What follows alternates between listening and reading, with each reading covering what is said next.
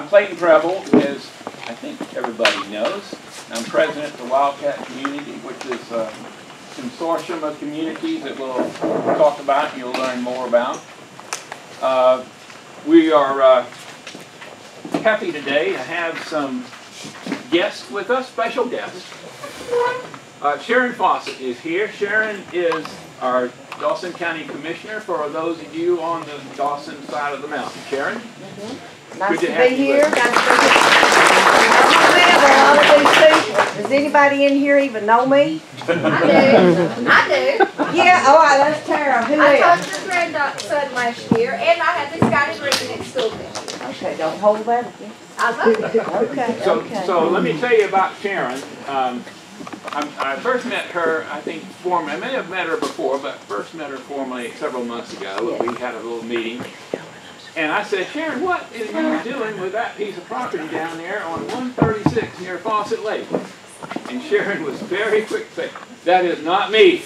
I had nothing to do with it. So I'm here, Sharon, to defend you. We did not cut that timber. That you did not do that. I did not. Can you tell us, is it ever going to get cleaned up? I really don't know. Okay. I hope they replant, but I don't know. Well, thank you for coming. You're welcome. David Headley is here. David is your Dawson County Sharon. Manager. County manager. Yeah. David, thank you for coming. Yes, sir. Chief Thompson is here. Chief, good to see you. Thank you, Clay. Chief Thompson is your Dawson County Fire Chief and EMS Director. And we have a nice young lady here, and your name was? Alicia Rucker, right? And she is the 911 Director for Dawson. And the sheriff is somewhere around here. Sheriff, where are you? I'm over. Oh, yeah. Now, I told the sheriff that we're not a hostile bunch of people. It wasn't really necessary for him to be here. But we're glad to have you, Sheriff. He's also, I'm going to appoint him Sergeant at Arms. Since next to Sloan and a couple other folks, he's my kind of guy, you know. Other people. Rob Jones, where are you hiding? I'm back here in the back. Hey, next to Sloan. Rob Jones is chairman of the Pickens County Commission. And with him is Sloan Elrod, who is Chief Elrod EMS Director of Pickens County. We're delighted to have everybody here. Let me introduce the other officers of the Wildcat community. John Tarantini is right here. John? Everybody knows John. And Don House. Where is Don? Right here. Don House is Secretary Treasurer of Wildcat Community. We also have Gabe and Melanie Wilder, who are here, and it was their home that was lost 2 weeks ago. So good to have y'all. Thank you for coming. I'm going to give you a brief history. I think, David, have a seat. Be comfortable. I'm fine. Chief, you I'm going to be comfortable. Yeah. It was 12 or 13 years ago that a meeting was held just down the road from here at my wife Chris and I's home. And in that meeting, Billy Thurman was there with my wife Chris, by the way. Chris, let everybody know who you are. My better half. Well, that was without saying, didn't it? Billy Thurman, who was in Dawson County Director of Emergency Services, was there. Lanier Swafford was there. Representatives of Georgia Forestry Service were there. And other members of the community. John Edwards, you were there, I think, at that meeting. And probably Don Wells. And I can't remember who else. 12, 13 years is a long time. But at that meeting, we began to formulate a vision. And that vision was to try to figure out a way to identify fire risk in the mountains and plan and guard against it. And out of that ultimately came a division, and a partnership was formed between Dawson County, Pickens County, and the Wildcat community. And I'll introduce all of the Wildcat community members in a few minutes. Again, the goal was how to implement fire prevention strategies and how to strengthen fire protection in the mountains. I would describe that as our first watershed moment, where we began to recognize that we needed to do something about fire safety because of where we are and how we were located in the mountains. Years later, you're sitting in the product of that initial discussion. This building was constructed with funds raised by the Wildcat community and contributions from Pickens County. It represents a $90,000 investment and allowed us to begin to formulate a plan. Part of that plan has been, and I'll talk more about that later, but John Tarantini, I call them the silver-haired brigade of volunteers. I had all the volunteers raise their hands so that everybody knows who you are amongst us. So they're all here, and you know, some of them are like me, a 70-something bunch, but you know, we're not bumps on a log. Clayton, how many are there? I'm sorry to interrupt. How many? I didn't see you using. Some of them are more bashful than others. Well, don't be bashful. 14, John? 14. But yeah, it was all recognizing that we live in a remote area and we needed help. And being in this building and the equipment that we've got today and the training and the resources and everything is due to your belief in our vision and our mission, as well as your financial support. In the aftermath of the fire 2 weeks ago, and concerns that have been raised about whether or not, why wasn't Station 8 dispatched, and we'll get answers to those questions. Some of the people have said, well, I gave money to the fire station, our Wildcat,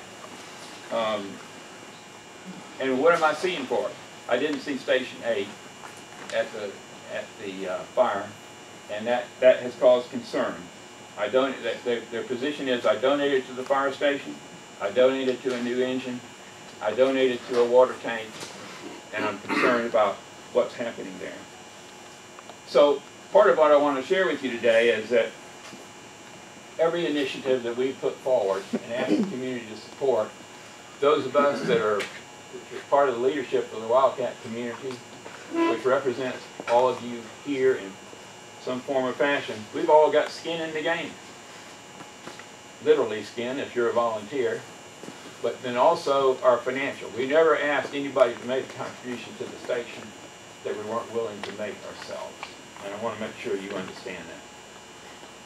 So, let me assure you, your volunteers are committed to do their job to the best of their ability and to fulfill the mission that we set out until there's a better plan to fulfill that mission. So we find ourselves at that, what I describe as the second and perhaps most important watershed moment, and that is, where do we go from here? And how do we find ourselves to the next level? So John, if you'll advance the slides. So here's our agenda today. We're going to have an overview. That was a preliminary overview, if you will. John's going to give you some Station 8 statistics. We'll then have David, I guess you and Chief Thompson will come forward and share with us at that point. And we'll have Rob Jones that will offer some comments at the end. Excuse me, is it possible to turn that light on overhead because I can barely see? Well, it will get so dark, everybody will go to sleep. I'm sorry. I'm sorry, I don't have a solution for that. No. So this all came together in 2006, as I said, 12 years ago, and under the auspice of promoting Firewise principles, providing a forum to advocate for and address fire suppression and protection strategies. Firewise goals, and John Edwards, my good friend and partner in crime, is who I affectionately call the father of Firewise in the mountains. Well, John believed in Firewise before most of us could spell it. And John, we've made great progress in the years of that. The other thing that we do is we interface with state and local folks to try to come up with solutions for fire safety. The next slide, John. So the membership of Wildcat community is made up of Big Canoe, Burnt Mountain Estates, Monument Falls, Sassafras, Tate, Tomahawk, Wintermont, Windsong, and a group of independents who are folks that are not in any of those particular communities. And your board members are shown there. Is Carl Dean here? I haven't seen Carl. Grant here. Hey, there's Grant back there. Grant, good to see you. Thank you for coming. We've got from on Burnt Mountain, Betty's here, and I see Cal Latham back there. We've got Monument Falls representative Mark. Is Mark here? Mark Gagnon? David Kubian's not here. Jeff is here, and I'm here, as you know. Tate Mountain, one of the Kaisers is here. Thank you. We all know Tara. Where is Tara? Jeez. Tara, when they gave you that name, did it mean anything? Was it transformational? My father changed it to Holy Terror. Yeah, I'm proud. You are. You are. Thank you for coming. And Dana here. Where's Dana? All right, right next to Tara. Sheriff, those are two you probably need to keep an eye on. That's why he's on this side. Wintermont, it's a small community just up 136. Windsong is a kind of an offshoot of Monument Falls, and then the Independence. So why was all this necessary? We knew we were an isolated community. We needed to do something. We knew that emergency events could be delayed or limited based on what else was going on in the counties, I'll say. We recognized that local knowledge was important. And John will go into this, that one of the things that we do as a volunteer station, we try to familiarize ourselves with everything, all the roads and all of the driveways and those ones that are more difficult than others. All right, John. And so, in agreement to those principles, we formed a partnership. And that partnership was with Dawson, Pickens, and us to build, stock, and support Station 8. As I said, Pickens County and the Wildcat community built the station. Dawson agreed to provide initial equipment, an engine and tender, and other equipment. All right, John. And, you know, Chief, we appreciate the initial engine we got. I know you weren't here, but it was a city fire engine. And we soon began to recognize that those of us that drive this equipment recognize that it was kind of risky. You never knew. And so soon after that, we knew we needed something more robust. We came back to the community again, and y'all stepped up, and we bought a better engine, that beautiful lime green, whatever it is out there, lemon-colored engine. Y'all bought it. 77 of you stepped up, and the contributions range from as little as $10 to $2,000.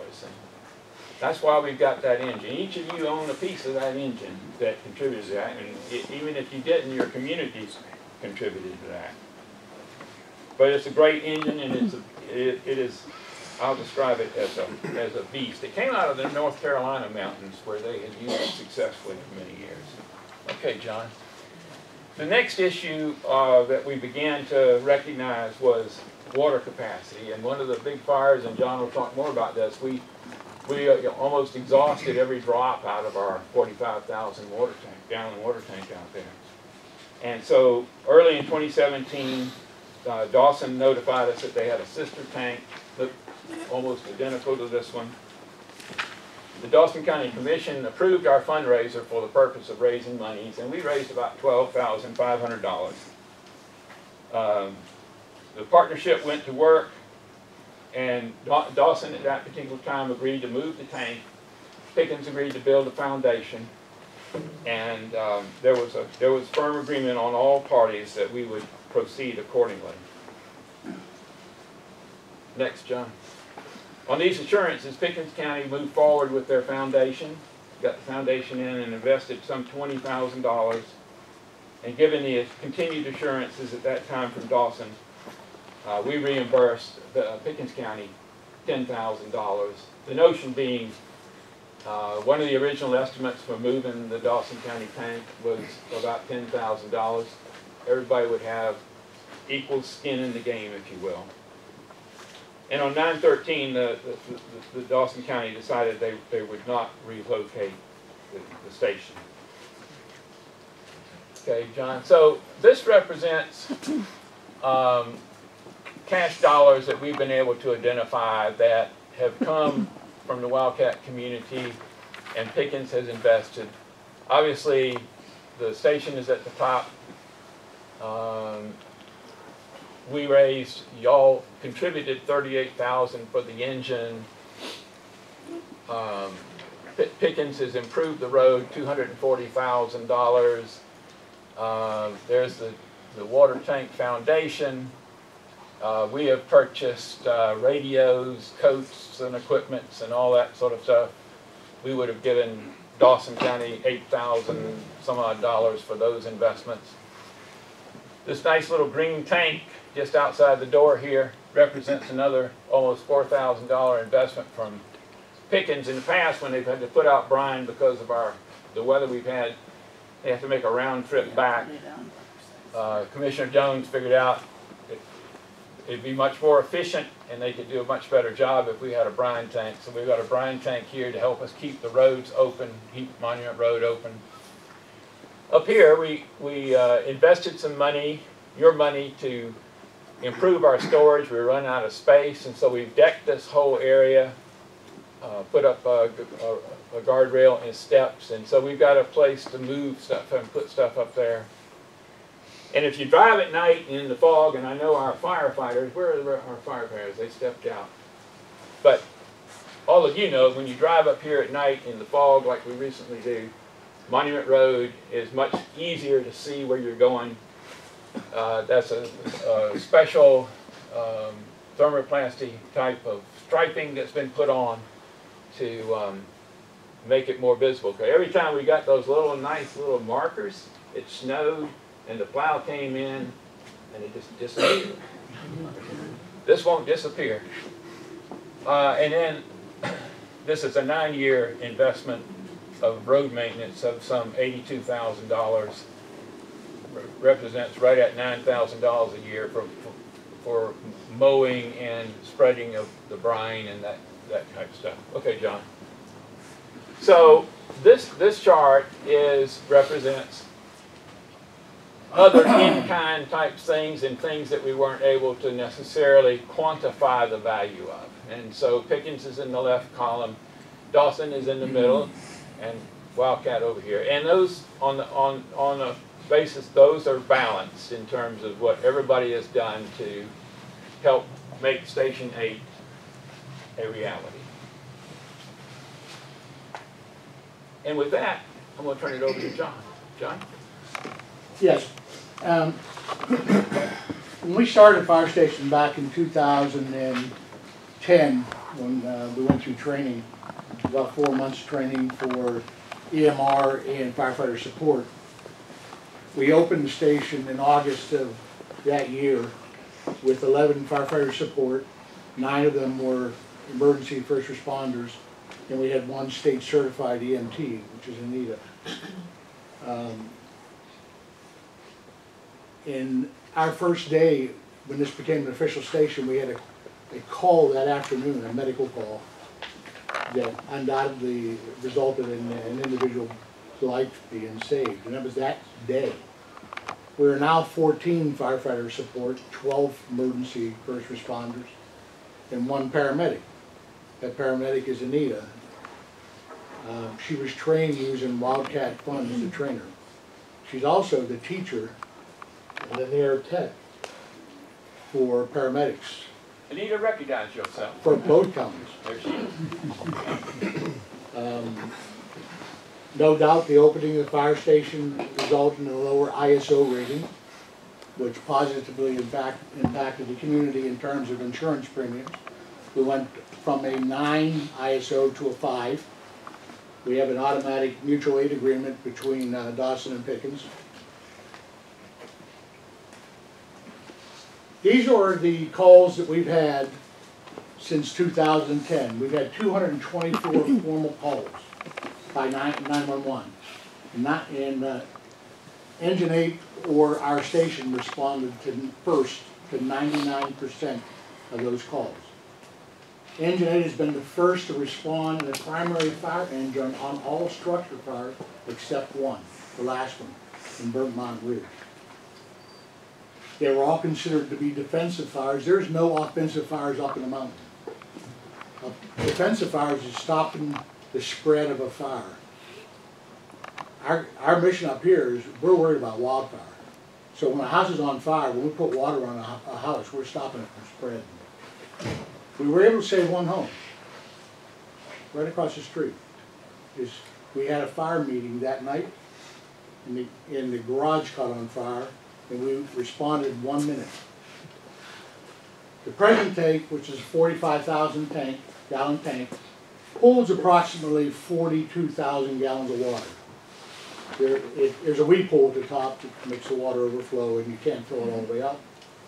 And when it gets down to the 10,000 gallon range, it takes 30 minutes to refill a tanker. The truck that carries the water to fight to the fire engine to fight the fire. It takes 30 minutes to fill the tender because it's a gravity feed system. These are the structure fires we've had since we opened. Sunset Cliff, we used 53,000 gallons without going back the next morning when it reignited. Coldstream was 42,000, Sunrise Ridge was 39,000. What I'm speaking to here is the fact that the storage capacity of this tank alone is not sufficient to man the station without having trucks come up and assist in putting fires out. And you may think, well, they're going to come up anyway. They'll be probably up in 20, 30, 40 minutes, depending on what their priorities are in the station that they're in. Because we have a fire station on Station 6, which is Dawson's fire station, back gate to Big Canoe, and Cove Road for Dawson, don't mean they're based there. It might mean that they're covering, or there might be other emergencies in town, and they're away from that particular station. These fires, the longest it took us to get to a fire was Coldstream. It took us 17 minutes. Coldstream is about 3 miles from here. You would think it would be a lot quicker. I live right next door to the fire station. I'm the first one here 9 out of 9 times. That fire was fought in an ice storm at 18-degree weather. So getting down there took 17 minutes. The other fire, Sunrise Ridge, which is really important. Sunrise Ridge actually went further out Sunrise than the Burnt Mountain Ridge fire. And it took us 12 minutes to get there. We were the first on scene. We didn't save the home. Typically homes up here, as you no doubt know, most of the time they're not occupied. They're either part-time residents. So the time we find out there's a fire, it's fully engulfed. Usually flames are well above the attic, and when we get there, almost 99% of the time it's a total loss. Because the one across the street, we caught it early, we were able to put it out. Vermont Ridge fire, we were not dispatched.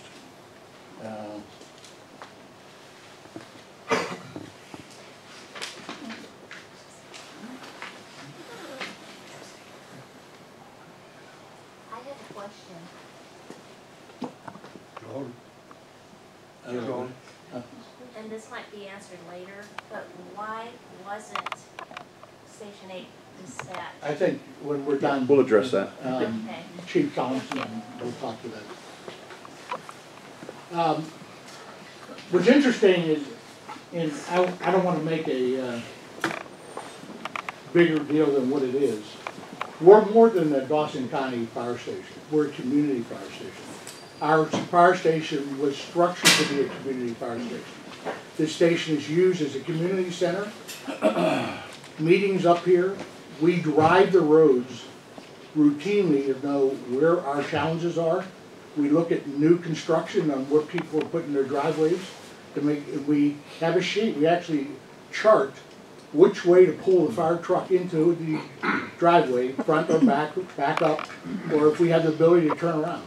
We go visit every structure that's built up here, and we routinely drive the road so we know where to park our engine and tender to get it off the main road because of the issue that would cause in trapping people in those communities. So regardless if we drop what they call a pool, a water pool, or not, we make sure it's off the road. So we don't want to block people in. Up here, as if you haven't been keenly aware of the fires in California, you need to be aware that once you're trapped, in this area you're trapped. You ain't going anywhere. That fire on Vermont Ridge was dead end. You can't get out of it. Like many of the roads up here, that's the case. Excuse me. So that's the second time it's been mentioned that you drive the roads so you know right where to go. And when you have the list of communities, the community I live in is not mentioned. Therefore, I don't know if you have driven our neighborhood and would know. Burnt Mountain property owners. You're talking about the private community? Yes. We've been down Roxy all the way to the bottom. We drove the four-wheel drive vehicle. Okay. We went down to see Bill Pound. Okay, you know what you're talking about. I wouldn't drive my own car down there, but I so we know everybody's name, their contacts, their telephone numbers, their email addresses of all 525 people that live in our area of responsibility, which is a 5-mile radius of the station. We also know the limitations of the county vehicles. We have a 4-wheel drive engine out here with chains. That 4-wheel drive engine is the only engine in both counties that can go down these roads easily. Now, there's a couple of them will force or drive down there anyway. It's a risk for them, particularly when you get on Rimrock or Burn Mountain, Monument Falls Road. They're 34-degree pitch roads. The grade is 34% grade. That's pretty steep. And there's sharp curves. You start making those turns with a tender that is top heavy, you risk the person that's responding to the fire, and you end up having other problems. We just lost, as you all know, a cement truck going down Rimrock. We have a list of people with UTVs, because our UTV is not here anymore.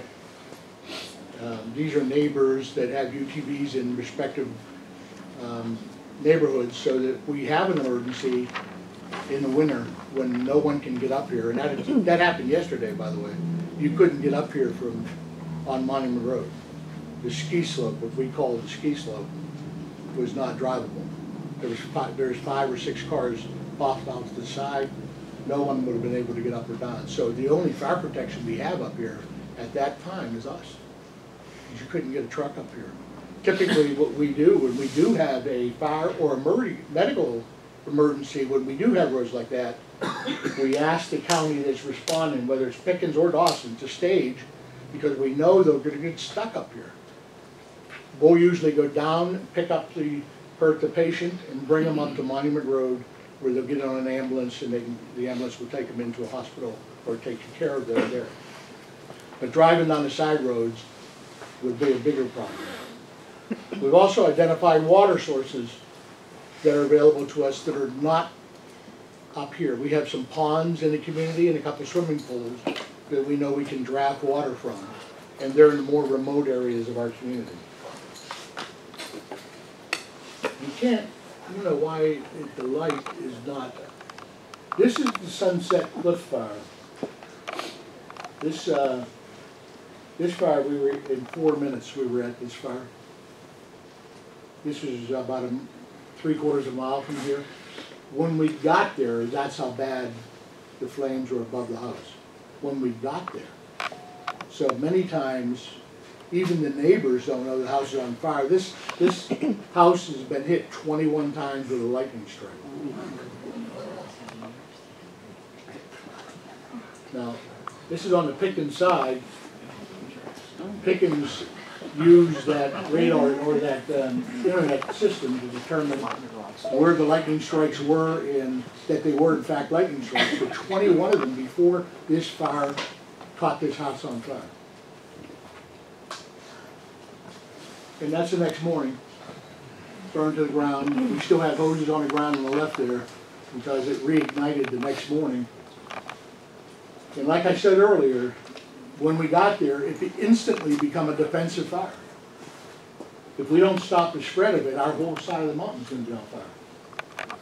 And I will tell you, I don't know if Dondi here? He lives next door to this house and didn't know it was on fire. So when you get into your own little, in your own home, even at night when it's burning, if you're not looking at what's going on, this house was right next door to someone who didn't know the house was on fire. We had 4 counties respond. And they brought 40,000 gallons of water up here. Remember in the slide before I showed that we used 53,000 gallons of water on this fire? We used. The counties brought 40,000 gallons of water up here in tenders. So I mean, the notion that we don't need the water is incorrect.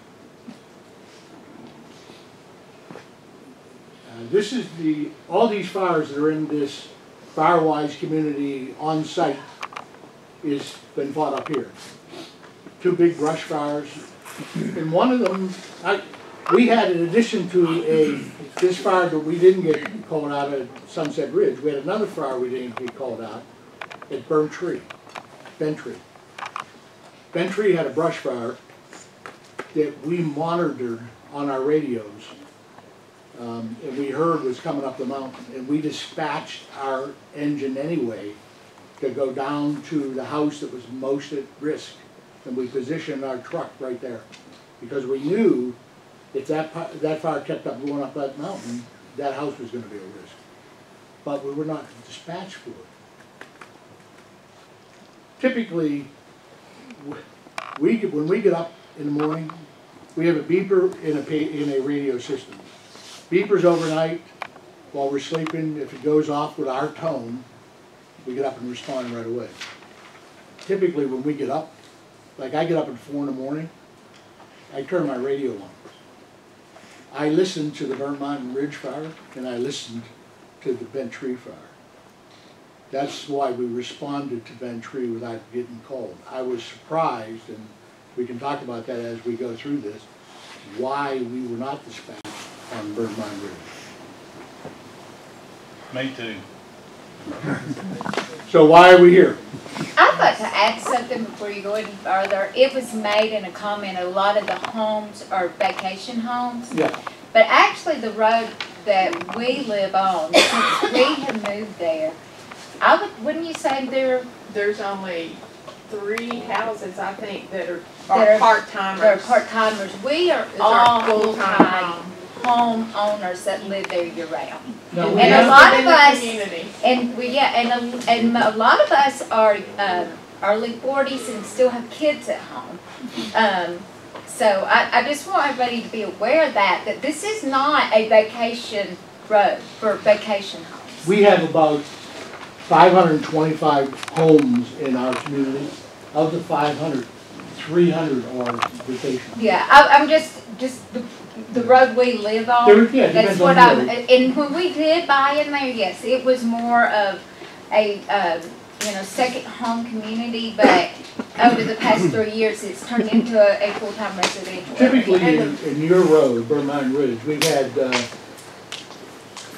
3 or 2 fires there beside Vermont Ridge, Yes. beside your home. Mhm. And getting in there has always been a problem because the gate happens to be at the crest of a hill. And it's difficult to get in because somebody has to open the gate, or whoever's driving the engine has to jump out and. Just run through something. What's that? Just run through it. Easier said than done. We're on a pitch of a road there, and if, How much does that truck weigh? well, you have a wet road there, it makes it difficult. It's 4-wheel and it weighs plenty enough to run through it. Well, let me give you an example, since you brought that up. The tender that we drove over there, we got to the top of the road and couldn't make it up over the crest. We had to Oh, I go know. back down to the If bottom. there's leaves, wet leaves on that road, in a pickup truck, you won't get to the top. That's what we deal with. Yeah. We live in that arena, and we know there's some difficulty. I think the city truck took 2 or 3 times Yeah. backing up and trying again. I get it. I was right behind him when he was going up. His problem was his right wheel ran off the pavement. It was You're in the talking mud. about the engine. He had to back up. Yeah, he had to back up, get his right wheel back on the pavement. Then he got up the hill. Well, even the tender that we drove to fill water out there, it got to the crest and had to come back down. Fortunately, I wasn't driving it, but Clayton was driving it, and it would have been an issue. So, John. nonetheless, Melanie, what's the name yeah. of the road? Burnt Mountain Ridge Road. Burnt Mountain Yes, Ridge. ma'am. it's partially in Pickens and partially in Dawson. Okay. And thank the you. other roads in our development, I would say are even more highly yes. occupied than ours are. I Definitely. think they're all full-time except Yes. for Spring Run. John, I mean, can we move on? Sunrise Ridge is all full-timers, the people down on Cove are all full-timers. The difference is, there's only 3 now. I mean, where we have up on ours, more houses. Yeah, but So- I'm just saying those are But full-time it's people. full, well, you know, whether they're full-time or they are not, we don't know when they're in their houses, so we want to get there, and I proudly want to say that when the gates have needed to be opened, they were opened before any vehicles got there. John, the heart and soul of this community fire station is the volunteer support firefighters. You have a slide in there that you inadvertently skipped that talks about the protocol of what the Yeah, I'll make expectation sure that's is. it. Before you conclude, I suggest you show that slide and make sure everyone understands what the volunteer support firefighters are expected to do. All right, let me go back to that one.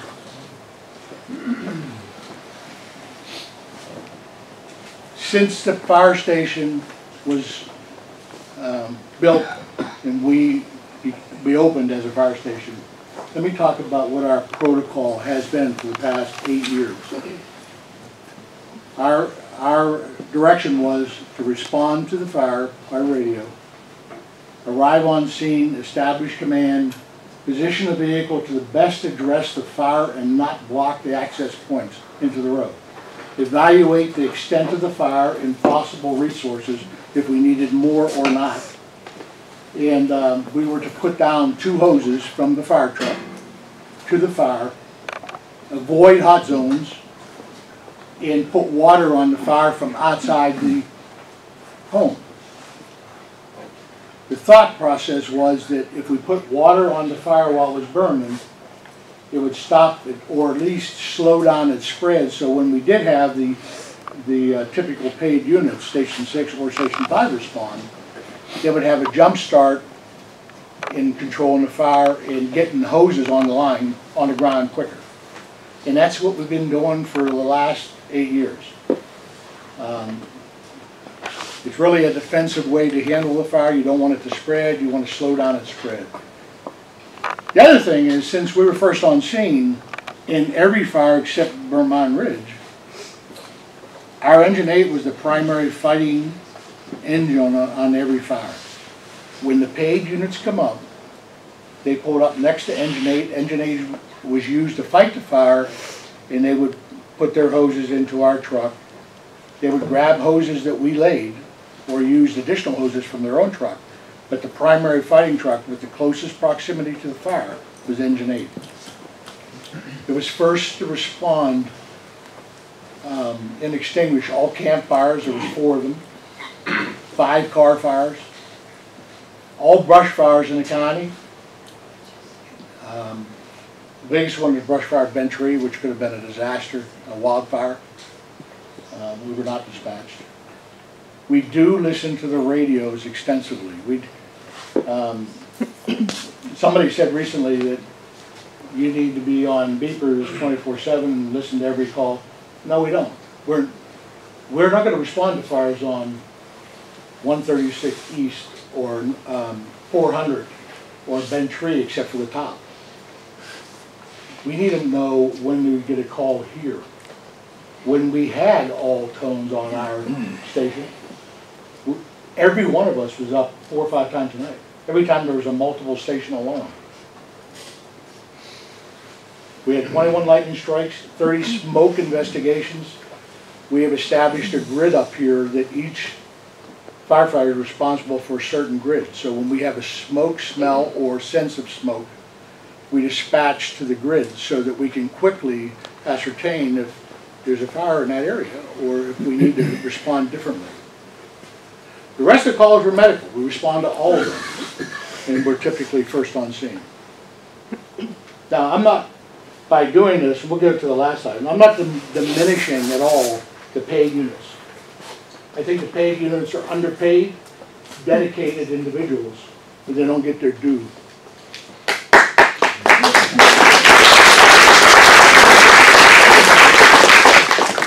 But John, could I mention something? Yep.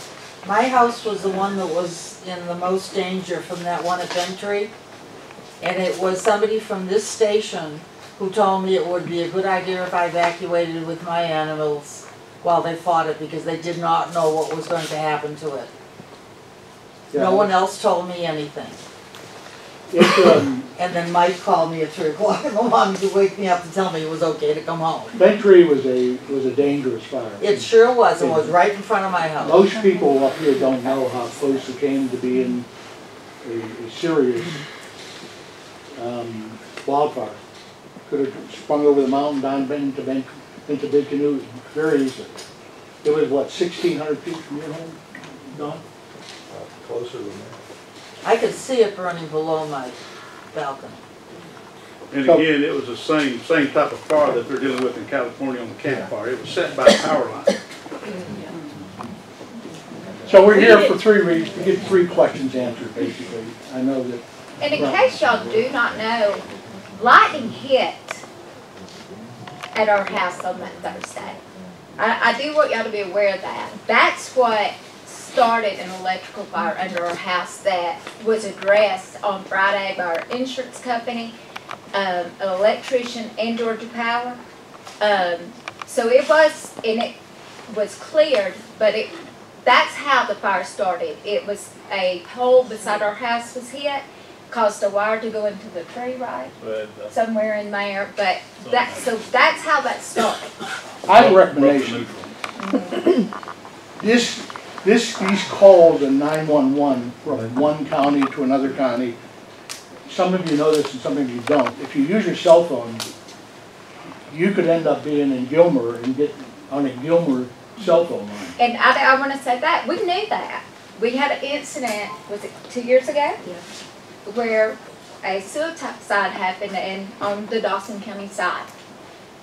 We waited, 911 was called, Jasper responded, they had to sit there, which there was nothing they can do, but they had to sit there until Dawsonville could get there. That's when we were addressed and told, when we call 911, that if it goes to Jasper, you automatically tell them, you know, I might say Jasper, but I live in Dawson. So, I mean, that's just happens around here, and that's nobody's fault as far as that. If you use your landline, 911 can When you're running out of house and fire, you what can't your really county use is the in. landline. But if you use your cell phone, depending on where the signal's available, you could end up being a Pickens call to get a Dawson 911, and then calls have to be transferred. What I would ask, and this is something that both counties, I would think, has the ability to do is, we only have a few communities up here that intertwine both counties. Bird Mountain Estates is one of them. And it happened to, I believe, everybody that called 911 that day? Did it happen? Yeah. Yeah, it happened to everybody that called. And I made it very clear. When I called, and I told Pickens where we lived, and I told Dawsonville my address twice, and I'm sure I was screaming it. But I was in my pajamas, no shoes on, running out of my house with nothing. And I wound up having to throw my phone because there was heat coming towards me, and I'm trying to run up a massive rock to the side of my house. In that particular subdivision, it's the only one where we have a house right next to another county. Her home, is Bobby Wiggins here? This young lady here's house, because she actually bought the house that the accident happened a couple of years ago. Bobby's in a Pickens County home. You're in a Dawson County, Yes. right across the street or one of Beside the us. Next door. He's about 2 lots away. 2 lots down. Can't both counties work it out so that whoever gets the call dispatches? I'll give you another We'd like to talk about example. that. We'll talk about that in a little If you can bit, give us John. a second to talk about that. John, Move let to me give you another example. 3 years ago, in the middle of the night, our alarm went off silent. The keypad malfunctioned. Right. And our alarm is programmed to go into Dawson County. So the alarm goes into Dawson County somehow. Is your I house in Dawson County? We're in Dawson County. Somehow it got switched. It goes up through an 800 number, so on the landline. So it goes into Dawson County. Somehow it got switched over to Pickens. We didn't even know the alarm was going off because it was a silent panic malfunction in the keypad. 2:30 in the morning on one of these drippy, foggy nights where you can't see your hand in front of your face, this poor Pickens sheriff comes to our door looking bedraggled because he got the call. The alarm went to a monitoring 911 company? in Dawson County. It went to a monitoring company? Yes. They dispatched to Dawson But County, if and you- it went to Pickens, and Pickens came up, and Pickens doesn't service. Well, whoever the monitoring company is, you can change the county based on where you live. No, they had it set up that Dawson County. I think it's because the way our addresses address. are. When they see We're Jasper- 385 Burt Mountain Ridge Road, Jasper, Georgia, but our land is considered Dawson County. That's the The problem. problem is that No, it is Dawson, yes. our 30143 number up here, people refer to it being in Jasper. As soon as you say Jasper, They go to Pickens Yeah. it County. goes to Pickens. And I've had people in Dawson, I called Dawson that night after they got the false alarm, and they said, you're not in Dawson County, you're in Pickens. That's one more. The other thing is, beside fire, we have police that respond on Monument Road from Dawson and Pickens, particularly from Dawson, when they come up and find out that Pickens property. We didn't even have a They police go, show up. I'm talking about. Oh, I was gonna say, They'll go back home Yeah. and say, you need to call Pickens after they're already here. That don't make any sense. All right, let's keep moving. You ready? Yep. There's the 3 questions here that, why did it take so long, why wasn't Station 8, and what happened to the promised water tank. I'm interested in finding you all to get answers out myself. Okay, let's welcome Chief Danny Thompson and There's some seating over here, if you all want to come over and sit. I can direct cars and things. So there's 3 over here, and I know some people are uncomfortable.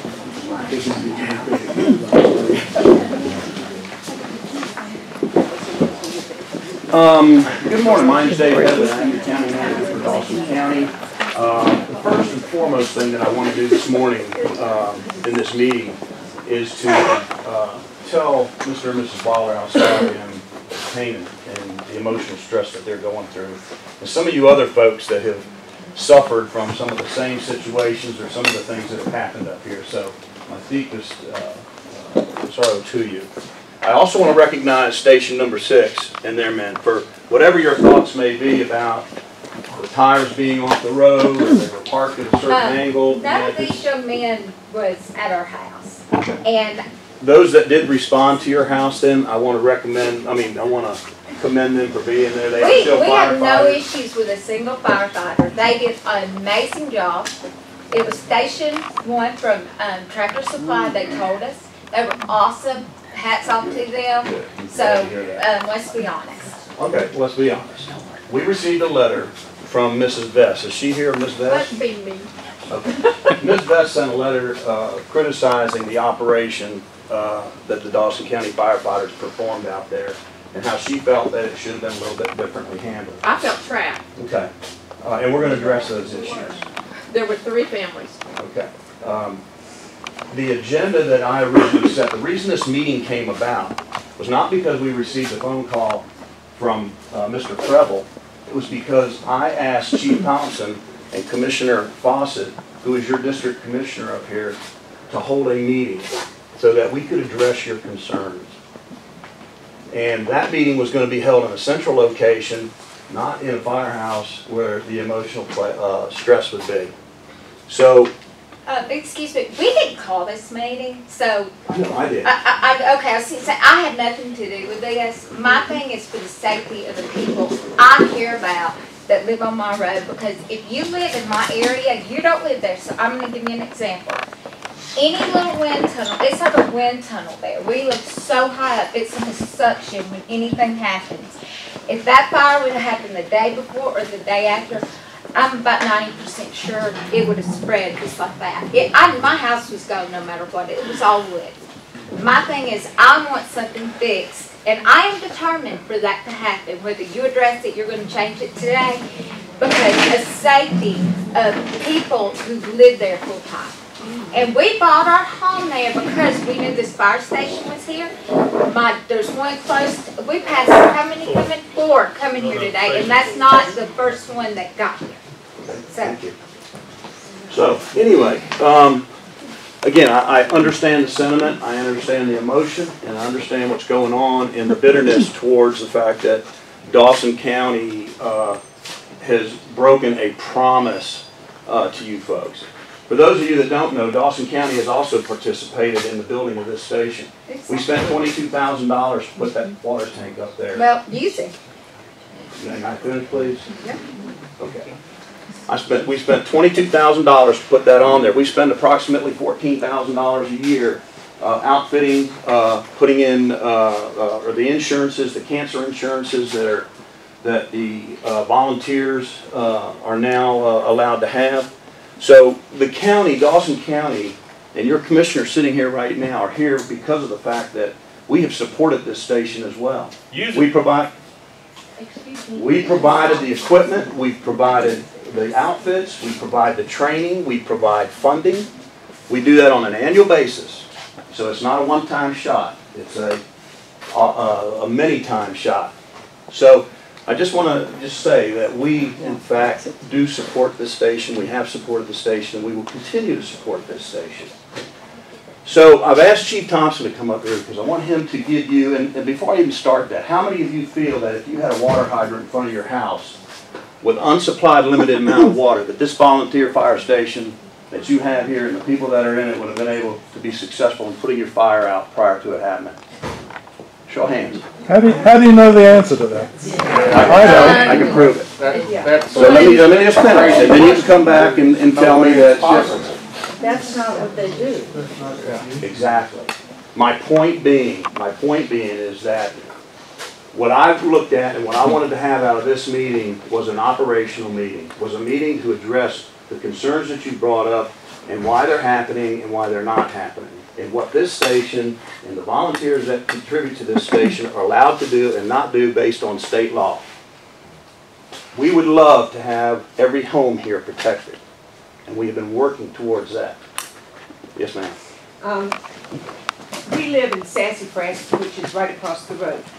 And there are 152 property owners down there that have paid taxes for over 20 years to Dawson County. $44,000 we have paid just ourselves. So that's very nice that you put that in here. But what we're asking is for a little help from Dawson County. You do not maintain our roads, we maintain our roads. All we ask from you is support with the sheriff and the fire. Okay, and I'll address that issue in a moment. What I've asked Chief Thompson to do is to come through and to play the tapes, the 911 tapes, and explain the operational process that took place and why and what restrictions are placed on the firefighters. And I am going to address the water tank issue. I'm not in the habit of breaking promises, and I'm not in the habit of doing things outside of policy. I follow the policy, and I'm in this position, and believe it or not, those Dawson County residents and even the Pickens County residents I'm concerned about, and I want to make sure that your tax dollars are being spent. Now, you may chuckle about that. As you just mentioned, you paid so much taxes, you want something done about it. But the mere fact that Dawson County has not participated in this is just not true. I have the utmost respect for Commissioner Jones. He and I have discussed and met on several occasions. Our fire chief has met with him. We have an outstanding relationship with Pickens County. And we continue to want to work towards a solution to the problems that you all have. But as you know, they don't happen overnight. So anyway, I'd like to turn it over to Chief Thompson, and I'll get around to answering the other questions when we get done. Good morning, everyone, and thank you for being here. For those of you that don't know me, I tried to walk around and introduce myself. My name is Danny Thompson, and Fire Chief currently here in Dawson County. Again, Mr. Wilder, I do want to extend my condolences to you and your wife for the Burnt Mountain Ridge fire. And then please understand that we're going to discuss a lot of stuff here in the next 20 to 30 minutes. I'm going to go through a presentation and a program. I'm going to try to answer each and every person's question in here that I can. All right. Try to, hold some of your questions to the end. I'll provide plenty of Q&A there, because a lot of the presentation is going to address some of the questions and concerns that you may have this morning. All right. But understand this: the men and women of Dawson County and Pickens County, at a moment's notice, are willing to give their life so you can enjoy yours. And that goes for that same fire. That goes for each and every call that goes up here. Okay? And so I do take personal pride in that. I see a lot of people in here. A lot of people that could be volunteers of this community. You make a choice. Okay? And I would ask that today you make a choice. Become part of that. Become part of this community. Become part of the Station 8 group. Alright? So, first thing we're going to do, you're going to listen to the initial 911 tape as it goes into Pickens County.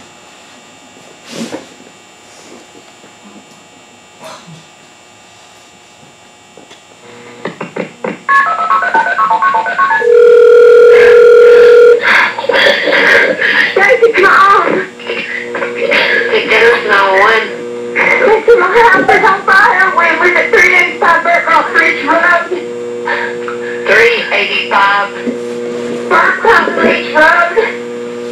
Are you in Pickens County? Dave, we live at Jasper address in Austin. You're in Dawson County. Hold on, you got Pickens. Hold on. Come on.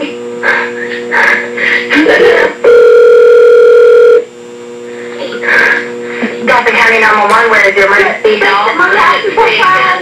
I live at 385 Burnt Mountain Ridge Road. It's a Jasper address. It's Dawson County. You said 385 Burnt Mountain Road. What's going on? Burnt Mountain Ridge Road. My house is on fire, like really bad on fire. Okay. Burnt Mountain Creek Road or Ridge Road? Oh, Burnt Mountain Ridge. Okay. Is everybody out of the house? Yes, that's my kids, our animals, and myself and my husband. Okay, is there any structures near the house that might catch on fire? Yes, it is an all-wood house. We live in an all-wood structure. It's all-wood. We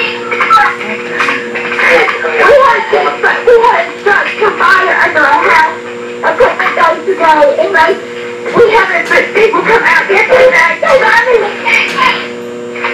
Okay, what happened yesterday? It's a lot of crap. Shouldn't be playing. He's worried about your solve and stuff. We have an electrician power company come out here yesterday. Okay. I want you to have your hand. Is your address off Sunrise Ridge? Yes. Okay. We're getting out there. Everybody's out of the house, correct? Okay. I had got to go get there's nobody in here. Okay. Ma'am? Ma'am?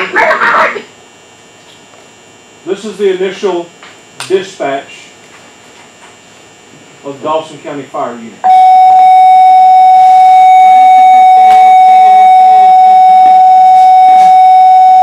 you asking my I said okay?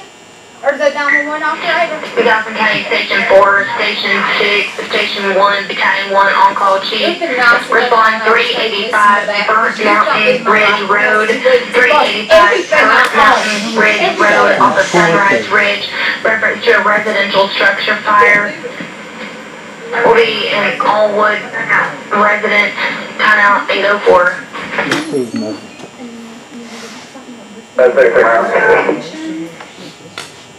Here's your second call into 911.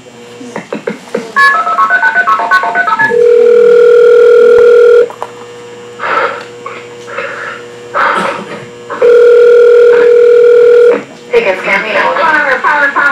Fire. I'm at 462 Mountain Ridge Road. My next door neighbor's house is burning bad. Okay, 462. What's the address? Burnt Mountain Ridge Road. Okay. Burnt Mountain Ridge, ma'am, that's going to be in Dawson County, okay? Hold on, let me connect you. I know. You got Pickens. Calm down, let me transfer you, okay? So, I play those audio tapes because in Miss Vesta's letter that she penned to the board commissioners to myself, she said that she stated in her letter the call went to Pickens, transferred to Dawson, transferred back to Pickens, and then back to Dawson. It did not happen. That's my mistake, and I apologize. That's what I thought she said. I'm sorry. I'm answering your question. Okay, that's what I'm here to do today, is answer your questions, and that's what we're going to do. The 911 tapes speak for themselves, okay? As painful as it was necessary to hear that, okay? I'm going to start by saying Pickens 911 processed the call exactly according to protocol. They transferred the call exactly in accordance with protocol. That call was initially received at 0801. It was transferred to Dawson at 0802 in 1 second. The Dawson County dispatcher handled and processed the call exactly how she was trained. If you would have listened in the background of her processing that call, you would have actually heard that all tone drop. While she was still getting information from Miss Wilder, the call was being dispatched. That call was dispatched to fire personnel for a structure fire at 0804. 3 minutes and 3 seconds from the time the call was initially received was how long it was before it was dispatched. Mr. Wilder, I know your wife's not in here right now, but you heard the stations that were dispatched. Station 4, Station 6, Station 1. Station 4 is the station down off of 136. It's an unmanned volunteer fire station. Station 6, outside of the gate there at Big Canoe, staffed with 3 a day. Station 1, there at the headquarters fire station in town. Again, 3 personnel. We'll talk about Station 8 not being dispatched. I'll address that in a second. The battalion chief who was responding is 0813. Notice a working fire. As he's traveling 136, he could see the column of smoke and requested at that time a tender from Pickens County to be dispatched. And Pickens tender engine 51, chief 51 responded. The battalion chief arrived on the scene at 0826. He noted a defensive operation with a structure that was 80% involved on arrival. The next engine, which was engine 6, arrived at 0828. So we were dispatched at 04 and we arrived at 26. The time that it took was 22 minutes. We acknowledged 22-minute response to the first engine on the scene. Okay? That battalion chief requested that Station 6, Engine 6, go to a dump tank operation. A dump tank operation is where we lay out the drop tank and we begin to fill that with water so the units have the ability to continue to draft water from that. The battalion chief made that decision because he did a size up. What many of you in this room don't know is we in the fire department, as part of our tactics and strategies, is we perform size ups. When they arrived at that location, they determined that the fire was not spreading. Ms. Vance, to address your next concern, was they blocked us off and they trapped 3 residents on Burke Mountain. The fire was not spreading. We were lucky. You know why? Pull the weather report. Somebody added a minute ago. If it had been November 3rd or November 5th, the winds were a max of one time at 41 miles an hour, sustained at about 9. On the day of the fire, you had a sustained wind of 1 mile an hour to the north and with a max wind of 13. That's incorrect. It's blowing towards my house. Okay. Well, We were standing there watching it. I can also tell you that based on the column of smoke rising, any of you that saw the column of smoke, notice that the house is at the top of the mountain. It was rising straight into the air, which tells me it was not wind driven. Okay? So I That's didn't basic see what copy. You didn't, because if you go over there to Mr. Wilder's property today, sir, okay, Yeah. you're more than welcome to walk around it, you will see that the fire did not extend 10 feet from that structure. Well, Which tells me that there was no ground cover fire, period. It did not spread. in a split That battalion second, chief the made, wind can change give me a up second, there. Ms. Vance, give me a second. That battalion chief made a decision. I 100% support his decision, will not back away from that decision. He made a decision to drop that drop tank, allow those units to start filling it, to begin the fire suppression and exposure protection. The house was gone. There was nothing we were going to do that was going to save Mr. and Miss Wilder's home. But what we were doing was beginning to control those ground cover fires, control the ember patrol, and begin to have exposure protection while we were out there. So, for those of you who are unfamiliar with the drop tank operation, it's kind of like a folding swimming pool, portable swimming pool. Holds about 3,000 gallons of water. All right? Those drop tanks, though, to be efficient, have to be on flat, level ground. Okay? In Ms. Vess's letter, you assert that why didn't the crews pull down into the U-shaped driveway? No, I said the lower end of the driveway. Park on the street. Even to the lower end, it was on a hill. The picture you provided shows a hill and an incline going down. Thank you And for the the road picture. blocked. Yeah, and the road was blocked. Unfortunately, we had to block the road. Okay?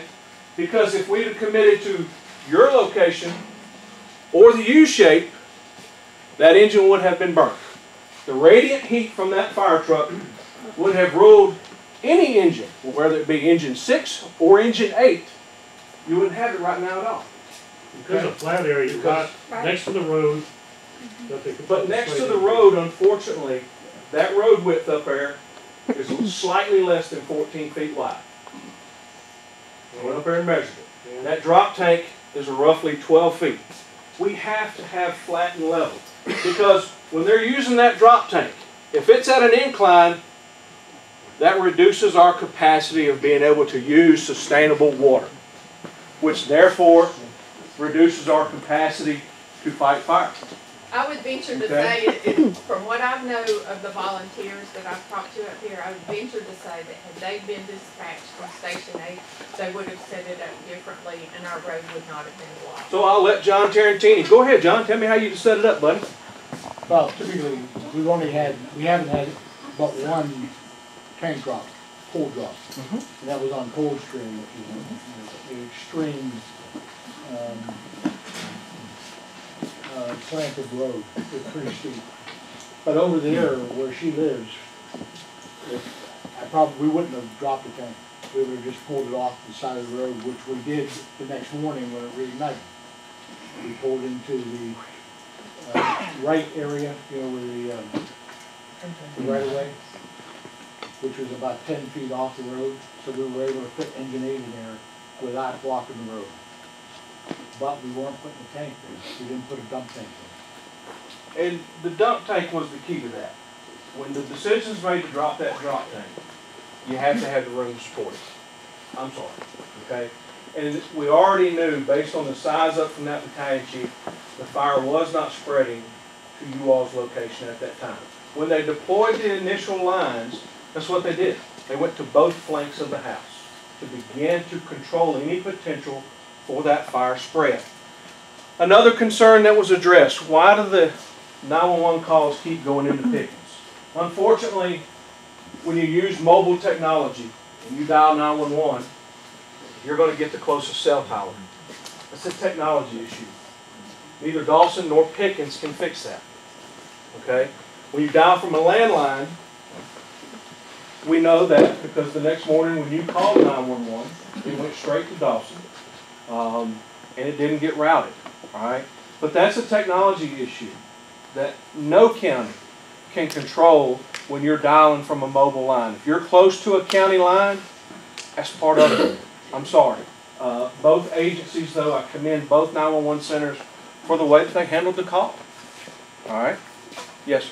But when the person who is calling, who has the fire, is telling them multiple times, I live in Dawson County, regardless of the address, and they're not sure where it's supposed to go, can't they take them at their word, and that's all they need to know at that point? I think Pickens did take them at their word, and they transferred the call to Dawson. Right. They transferred it to Dawson. Yeah, so I 100% agree with your statement, sir. Don't dispute it at all. Can we solve the two-county response issue by wherever the call comes from, wherever 911 center picks it up, that county responds to the fire? And I think you bring something that is something that me and Sloan, both Rob and David, can discuss. What you basically are referring to as an automatic aid agreement. And again, that's a matter of, you know, us getting the right players in the room, working through an agreement. Because I do 100% agree that will benefit everybody, whether you're in Pickens or whether you're in Dawson.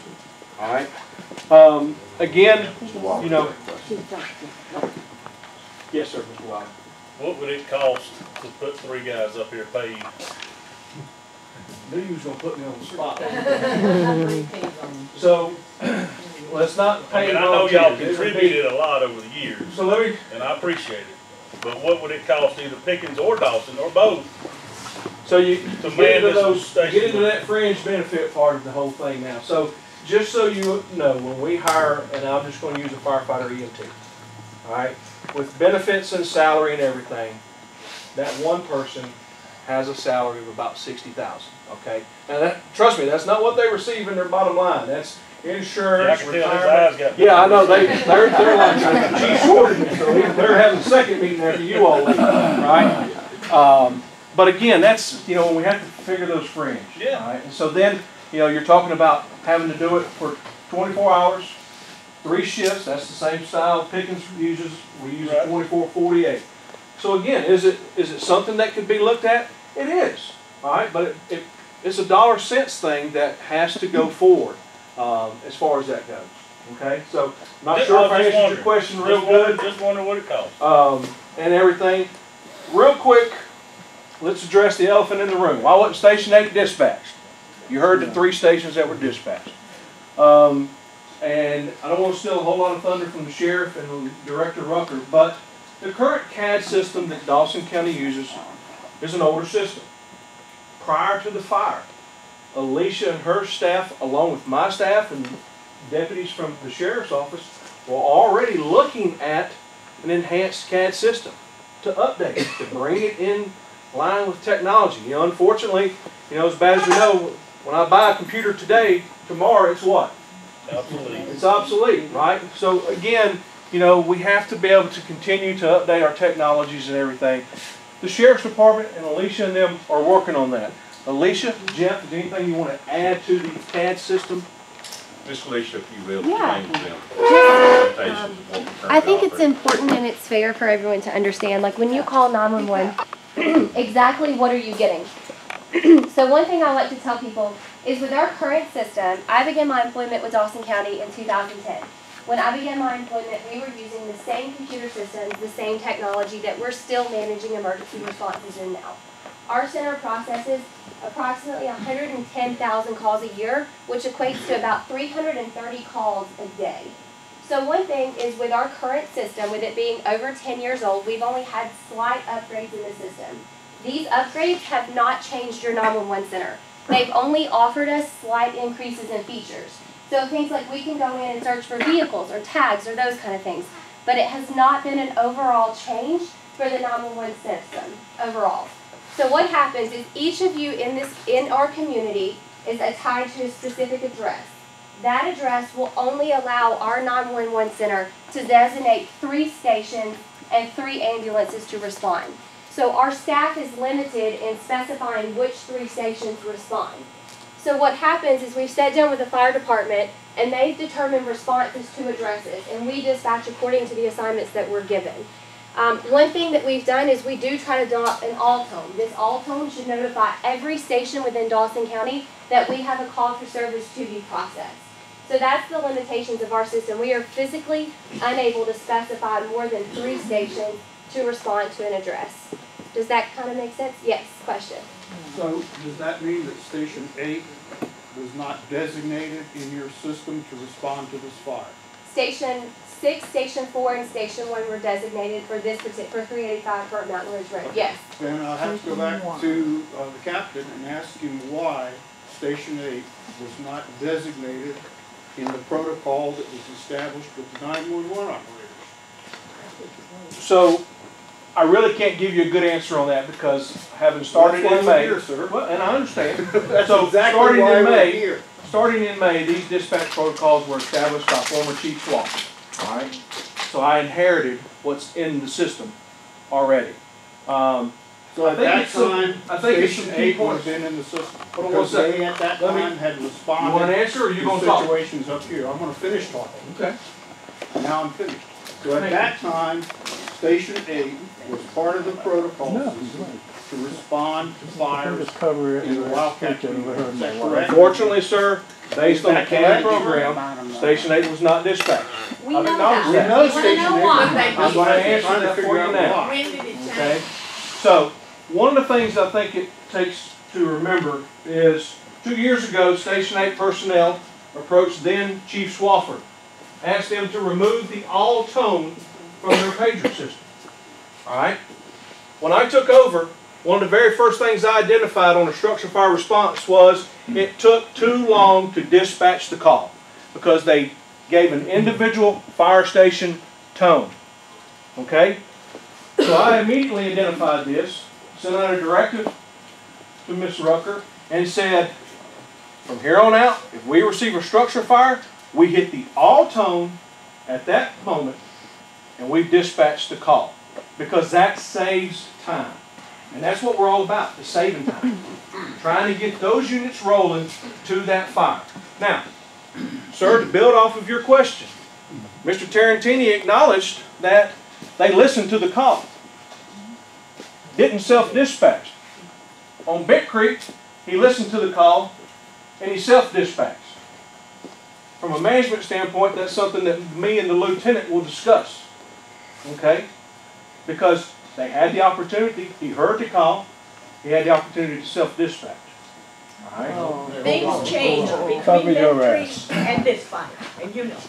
See why What changed? I believe that they were instructed that they were not to respond under certain circumstances. They were instructed? Where's that instruction? Where's the evidence of it? I'll let John talk. You tell me that if we hear there's a fire up here, you want us to self-dispatch. If you hear a fire in your first due area, please go. Well, let me ask you this question. Because what policy or what directive we were directed has never to respond unless we were asked. Who told you that? Since we've been in operation, 2010. 2010. Since then, no one's told us anything different.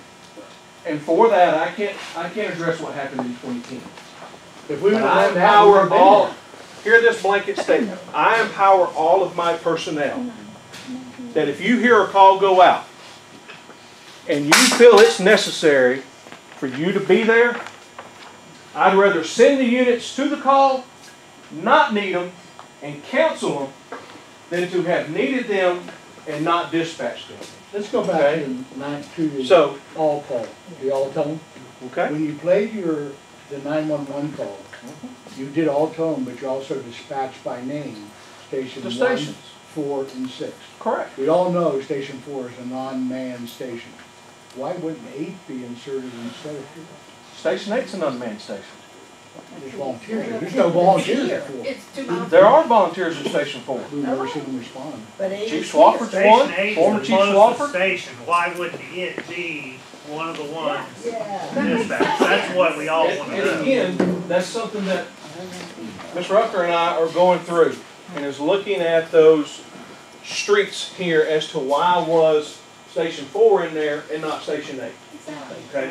And no offense It was- to it Mr. was- Wilder, but going forward, No, how it was do an we make oversight. sure We that our admit it's an houses oversight. are We've admitted that that on the Station 8 list? not being dispatched was an oversight. Okay, good. Okay. So if I have a fire tomorrow, that say goes that in today, Station is 8. right now. Especially with this comment today of responding, regardless of whether it's dispatched or not, we'll just respond to everything that happens.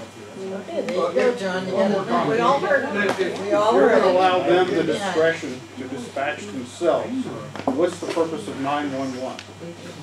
There's a lot of purpose, sir. In There's a our lot of purpose for situation and in this 911. fire, we should just call Station 8 directly. Well, I'm if gonna you call have to Station 8 look directly at though, sir, with all due respect, if you call Station 8 directly, you'd have got nobody. Because there's nobody here, unfortunately. So, that's the reason why you dial 911. Chief Thompson, Chief Thompson, Yes. did you not say that since they are not certified? Yeah. That if they go out and dispatch, all they can do is get there, they cannot use the water, they have to wait? So, Am I understanding that? Ms. Fawcett, you are correct. Okay. So please understand, your staff that are up here at Station 8 are what in the state of Georgia is referred to as support staff. Support staff means exactly that. They are not able to engage in offensive or defensive operations in any capacity with hose lines. All right?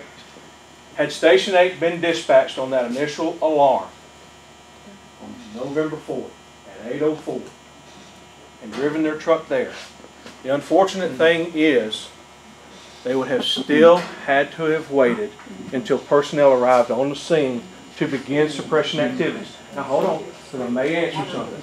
We identified this back in an October meeting, and I met with the Station 8 personnel up here. I met with Chief Elrod from Pickens County to discuss that. We identified this, all right, and in that, we asked the Station 8 personnel, look, do you have anybody that is willing to attend the registered volunteer firefighter class with live fire training? So we can begin to enable your personnel that are up here to be able to participate in suppression level activities. All right? That was our goal. We identified that. Understanding, as Clayton alluded to, the age of some of them up here prohibits that. I think initially they gave us 8 names. One name, unfortunately, was ruled out due to some medical conditions. But again, we, in partnership with Pickens County, are working towards establishing a class that starts right after Thanksgiving to enable 7 volunteers right now that have signed up to go through the live fire training portion to be able to be certified to participate in suppression activities. Yes, Mr. Watt. I need some explanation. So this place has been here since 2010. Yes, sir. So y'all built a fire station on top of the mountain to put out fires with no damn firemen. I mean, well, I mean, if you can't squirt a hose, you ain't no fireman when the fire's going. Wait a You know minute, what I mean? hold on. We need to condense everything. So, Mr. Wilder, you are correct in that sense. But I just, it doesn't make any sense to me. Since Why in 2010, 2010? fire except one. Huh? We put water on the boat, on the fire. We Well, fought he just the said Texas fire. you don't put water on fire. We have. They have. So, They have. So let me, and I will tell you, Mr. Wilder, I will which tell you. one of you is giving me the So, The let smoke. me say this, Mr. Wilder. Ironically enough, and Mr. Tarantini, Chief Elrod will be able to echo this sentence. I was reviewing fire reports. They had a vehicle fire up here on Monument Road. In reviewing that fire report, I noticed the report completed by my personnel from Station 6. And I began to get phone calls from those same personnel. They said, hey, we had a vehicle fire up here on the mountain. And just so you know, Station 8 personnel were not dressed appropriately and violated our own departmental policies. Okay? So in that, all right, come up here. We met with them because, and I will tell you, Mr. Tarantini, he was there. Ron, when you went to that fire and you put that vehicle out, describe to the group how you were dressed. Shirt and pants. Here, Dawson County. Here's the issue. We've never had turnout gear up here. Correct. You've never had what? Turnout gear. What he's talking about is typical turnout. That makes no sense. No. We're volunteers. We fought all the fires up here. When we put the fire out, that car is on fire. Yeah. We put it out before the unit came up here to help us. I stood on my porch naked for 5 minutes squirting the water hose in my house. Naked, no damn clothes on. So if somebody comes to my house with blue jeans and a t-shirt, a fire extinguisher, or fire hose, I'll let them put it out. I don't give a shit. Mr. Wilder, So how much if I is were in turnout your gear? shoes, I would do the same. How much is turnout gear for one guy? How much is it? $2,000. $2,000 for one dude. One dude. How many people's up here? You got roughly 15. You got Well, I'm one sure if you'd asked Mr. Clayton, I think's his name. Yep. Right. So hey, if you'll raise some money, you can buy some turnout gear. And I'm sure he would have been glad to do that, wouldn't you, sir? Well, Mr. Wilder, I will tell you. So you heard me say we identified 7 candidates to go through this program. In 2018. You're right. This was a problem that should have been solved 8 years ago. I can't answer for that, but we've given 4 people right now gear before we begin this class, all right? And we're sizing the remaining 3 so they'll have gear to begin this class. This statute came into effect in 2015 that he's talking about. 2015, Georgia Firefighter Standards and Training Council. Chairman of that board was Lanier Swafford. I've read this. Okay? So you've had 3 years since that came out. So, again, you know, the law is what it is on that. Yes, sir, go ahead. There's a difference between not being able to respond and not being allowed to. And they were never not allowed. Yeah, they were. And what you just saying is you just say they're not saying. They were never not allowed to respond. What is the sanction? They just can't do anything when they get there. Go ahead. What Yes, is ma'am. the sanction on these people if they respond and they're close and allowed? So really, you look at a risk management liability standpoint. If I put Mr. Tarantini in the hot zone of a structure fire with inadequate gear and a wall collapses on him and he's burned, he's injured, then I'm liable. The county, every taxpayer in this county, not just here on the mountain, every taxpayer is then liable for settling that lawsuit. Go ahead, sir. How many volunteer fire stations are there in Dawson County? You have 3 stations How of many have the 8. turnout gear? How many currently have turnout gear? Those that are active and have been through the registered volunteer class with live fire have gear. How many of them? There's 3. Probably, This is one of them.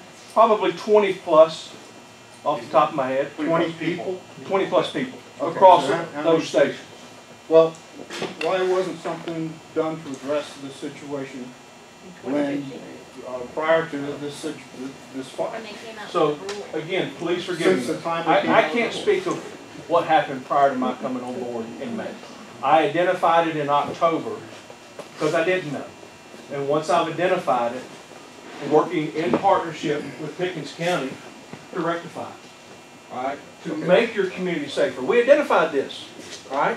I want to make your community a safer location. If you found out in October, yes, sir.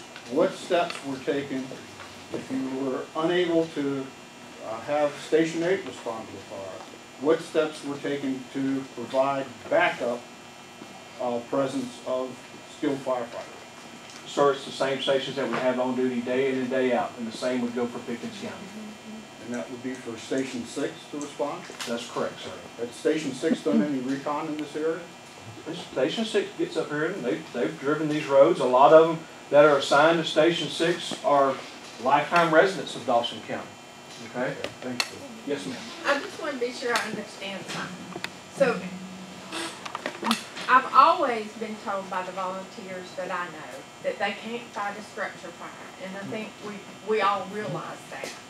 But aren't they able to come up and prevent fire from spreading? Isn't that one of their main?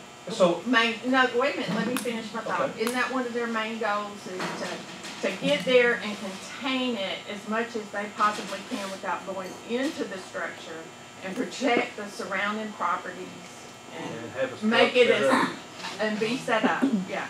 So I'm going we kind of blended two questions. I'm going to answer both.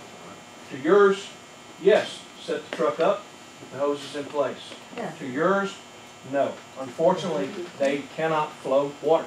Okay. Okay? Unless it's at their own risk. You can't flow water? Yeah. And if they're at their own risk, then they are violating state law. Protocol. So what, are you going to throw them in and they're jail? violating. I read it again. Right. I read the statute. Statute makes references to not going into a hot zone, as determined by instant command. We are instant command. We're the first on scene. We would determine then if it's a hot zone or not, and that would cause water to be thrown upon. All right, so John, you attended the support staff firefighter class, right? Along with most of your personnel up here? All of them. Yeah. Okay.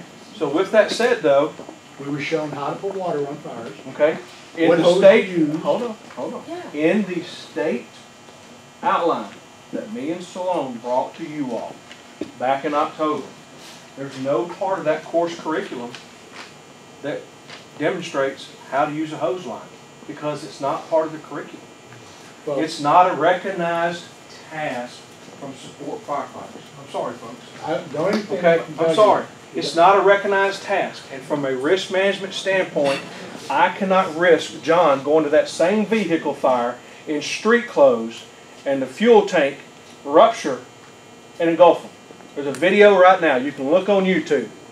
2 New Orleans firefighters that go to a vehicle fire, fully packed out, in gear, in air pack, the appropriate line pulled, and it engulfs them. And now they're putting themselves out. And if that would have happened, guess what? John wouldn't be here today. Guess who that conscience rides on then? Me, the fire chief. How did those firemen turn out? Behavior. How did the firemen that were had all the gear, how did they? They walked away with burns. But they walked away. And that's the key thing. Okay? That is a key thing. Alright? Let me make a few other comments and I will grab some more questions. Give me just a few. I think one young lady right there did have one, and we'll give her. Go ahead. It was all about, it sounds like everybody's been caught on the hop between state regulations and stuff that happened before, and everyone up here is concerned because in the end, we sit between 2 counties with possibly no coverage, despite our fantastic volunteer firefighters and the real firefighters, no offense, John, but are allowed to do things. So what? Because nobody's asked you, everybody's second guessing. What is not your particular, your plan to rectify, we sit in the middle with no assistance right off the bat until 20 minutes later. Yeah. So our initial plan right now is to identify that group, get them through that class, so they can go back to suppression level activities up here. That's our goal. Identify that group, get them through class, and get them taken care of. What's the timeline? All I know is in... So the class will start on November 27th. It should go, looking at the tentative agenda, 2.5 months, roughly. So they'll be certified by the beginning of the year? Well, I think it extended because of the Christmas holiday and the New Year holiday. There was some time where there were no no classes being offered during that time frame. So it looks like it was ending sometime about the end of January, sir. And again, that's somewhat, I will say, look, please understand, when we set up outdoor training, it is somewhat weather driven. Sometimes we have to cancel classes and everything else. Yes, ma'am.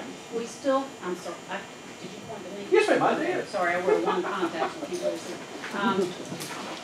So we still have to have this $20,000 equipment, the gear to wear?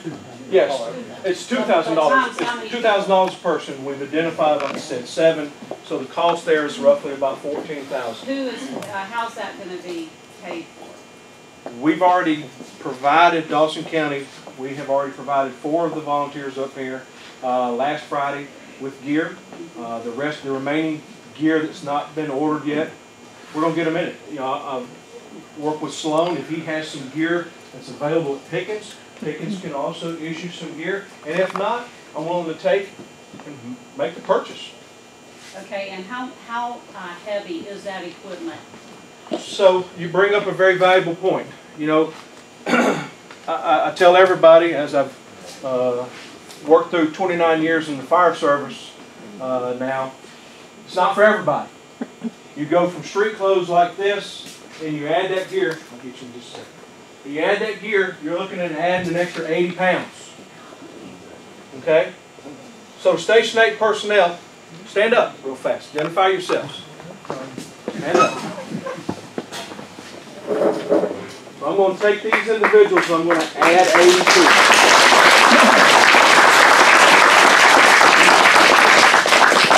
I'm going to add 80 pounds to them. It's tough. It's tough. Okay? Being a firefighter is no easy task. Alright? And putting all of that gear on is a tough situation for you. Yes, ma'am, you have a question. So the group that you're talking about doing the training and everything, will they be allowed to put water on the fire if they're first? When they complete that training, yes, ma'am. That's the goal. Is to get them to that location. How many of them need to be there to be allowed to do that? Yeah. Is there a regulation that says Yes. you must have? Yes. So in this same manual, it identifies what is a recognized fire station in the state of Georgia. In that, it says you will have 4 certified firefighters or registered volunteers with live fire. You must have 6 assigned to a station, 2 of which can be support staff. So, if all 7 make it, you guys, you're covered. You're covered. They're volunteers. Correct. So how many have to be there before the water can be turned on? On site. 2 in, 2 on set. We use what's called an OSHA 2 in, 2 out. Okay? That's the industry standard. Somebody behind me. Yes, sir. Go ahead, buddy. You mentioned that the classes start on November 27th, which is a Tuesday. Yes. Now, I work in Atlanta every day. That would interfere with my work. Recognize the sense of urgency to get this done. All right? To be able to provide to you, the community. All right? So in that, they said, look, we want to do it every Tuesday, every Thursday, and 8 hours on Saturdays. All right? That was the course schedule that the Station 8 personnel chose. So we are doing that for the evening. It's in the evenings. It's in the evenings. It's in the evening. It is in the evenings, yes. It's what did we decide on? 6 to 9 on Tuesdays and Thursdays, and then starting 8 o'clock in the morning on Saturdays. And we tried to work it out to where the classroom portions of that training were done here. So you didn't have to drive all the way to Station 8 off Dawson Forest, or Station 7 off Dawson Forest. The Saturday training that was going to require us to throw ladders, pull hose, forcible entry, ventilation, that type of stuff, search and rescue, and the live fire would be done at the burn building at Station 7. So that just better enabled us to use some of those resources out there. But again, we identified this. We're working towards it, both counties. We had the support of Rob, we had the support of David to move this agenda forward. You know, and Sloan and I have been working on this. Okay? Yes, ma'am. Does the rule book, does Does that cover all of Georgia, or does each region in Georgia have? It covers the state of Georgia. And is that law, or are those standards to try to achieve? This law. And You're how welcome to come fine, and I'll look at this take book it. anyway. How much time will it take to arrive, position your trucks, like you mentioned, and pull hoses? In other words, if these guys do what they legally are allowed to do in self-dispatch, you know, how much time does it save from when your guys get there behind them? Oh, it saves a lot of time. Okay, so they. There's no doubt. They should There's no doubt. self-dispatch, Even if they in can't the pull water. support capacity, the ability for them to drive to the scene, set the truck in pump gear, get lines on the ground, reduces. Because now our career personnel are able to pull up, pack up, and take off. And make it happen. Alright? Sir, you had a question in the back. I'll come to you in a minute, bud. If these are volunteer firefighters and they desire to be able to get to a spot and put water on something, they're not entering a flaming building and don't want to carry 80 pounds of gear. And you say the problem is that you are then liable or something. Why in the world couldn't these volunteers, if they chose to, sign an assumption of the risk agreement, an indemnity agreement, saying we understand this is our choice to go to the fire, put out fire on the ground, on the, you know, to keep it from spreading, whatever. It seems absolutely preposterous that this place exists with volunteer firefighters, and they could get over there and see a fire spreading, and they couldn't get a hose and put water. That's absolutely. Well, unfortunately, I think this young lady answered. She answered for me, and she's 100% correct. If I, real quick, for those of you that are lawyers in here, I'm going to offend you real fast. So I'll go ahead and throw this disclaimer out. It is because of lawyers that we have laws. It is because of lawyers that we have standards, and the standards are nationwide. When we in the fire service, we look at the NFPA. We look at OSHA. All right? Each individual fire department has its own SOGs or SOPs. And many of those are written, and we sit back at the fire station, and I know there's a few retired firemen in here now, and he'll probably shake his head when I say this.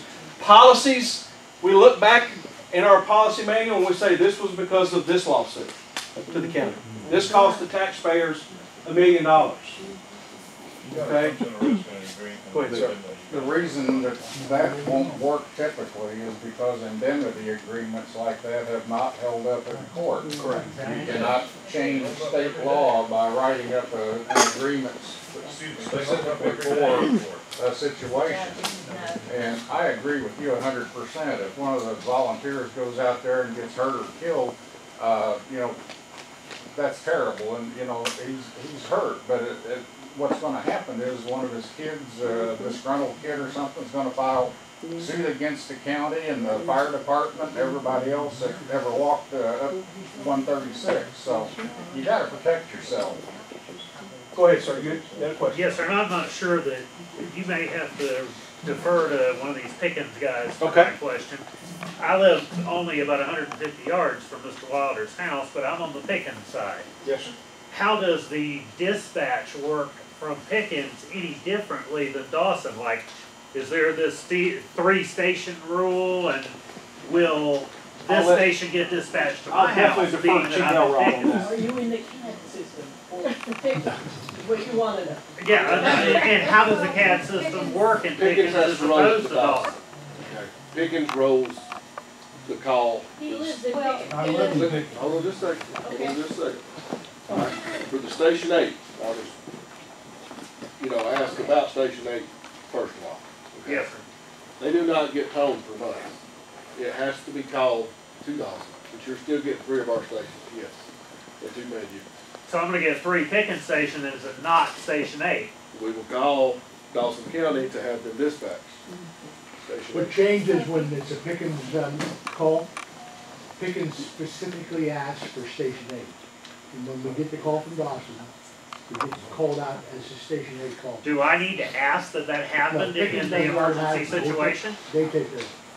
So they'll automatically know from my address that they need to dispatch. If it's your I will be landline. honest, I don't have confidence in that after what happened to Mr. Wilder. And I did that, when I called the fire in on Sunday morning when it sparked back up, I said, just so you know, Station 8 is the closest station, and this is not an emergency fire. This is just, some flames have kicked up, and she said, we have to follow protocol. I will tell you anyway, it doesn't really matter because going forward, anything that happens in our area, we're gonna respond to, so.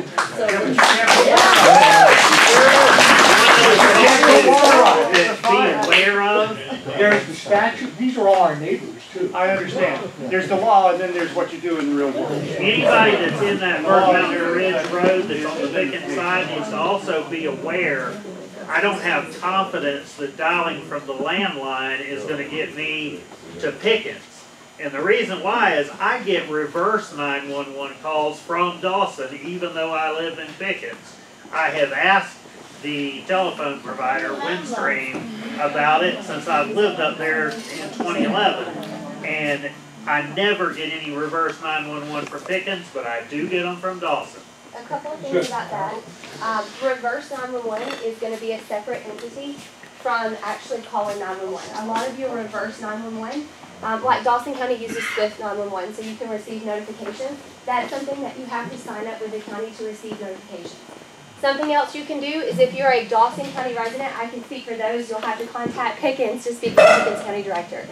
If you have concerns over calling 911 from your landline, I will give you my email address, my contact information is on the website. You are more than welcome. We can coordinate you doing a test call to our 911 center. I can coordinate with my staff so that when you call from a landline, we are guaranteed that we are getting your appropriate address and you are being routed to the appropriate county. For landlines, if we find out that you're a Dawson County resident and your call is going to Pickens County, the 911 center for landline service, we can get involved to have that corrected. So those are some things, because that's one thing upon your letter that you provided to us, I immediately checked to look at my sources to make sure, okay, you called from the landline, your call appropriate came to our center. So that's something we can do because it's important for everyone to have confidence when you call 911 from a landline that you are being routed to the appropriate county. So that's something we can certainly coordinate within our center to kind of put everyone at ease for that. I cannot speak for Pickens though. So, okay. I don't want to throw work on y'all. We go through though, when you get home, honestly, just dial 911, find out what to do. If there is a problem, then we can, don't hang up though. Because if you do, you're getting an army. I get that. You're getting an army because we're going to call it a hang up call and, you may get in trouble or something. Call 911. And you tell them I just check and make sure I go there. All right, that's a nice lady back here. She's been waiting very patiently. Go ahead, ma'am. I think the problem that most of us is having is the majority of us don't have landlines. Yes. And those of us do, if our house is on fire, we're not going to be using it, we'll be using our cell phones. Is there a way that Pickens County and Dawson County could work together when dispatching calls from people using cell phones and this address that's kind of sketchy, that they work together, especially since our unit is going to be having to go through training?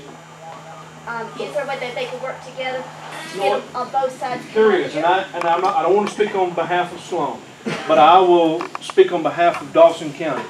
I will present to Sloan, Rob, and David that we, the two counties, look at an automatic aid agreement. That way, it doesn't matter if the fire comes in Pickens or if the fire comes in Dawson. Each county is going to dispatch like units based on a structural fire response. Okay? We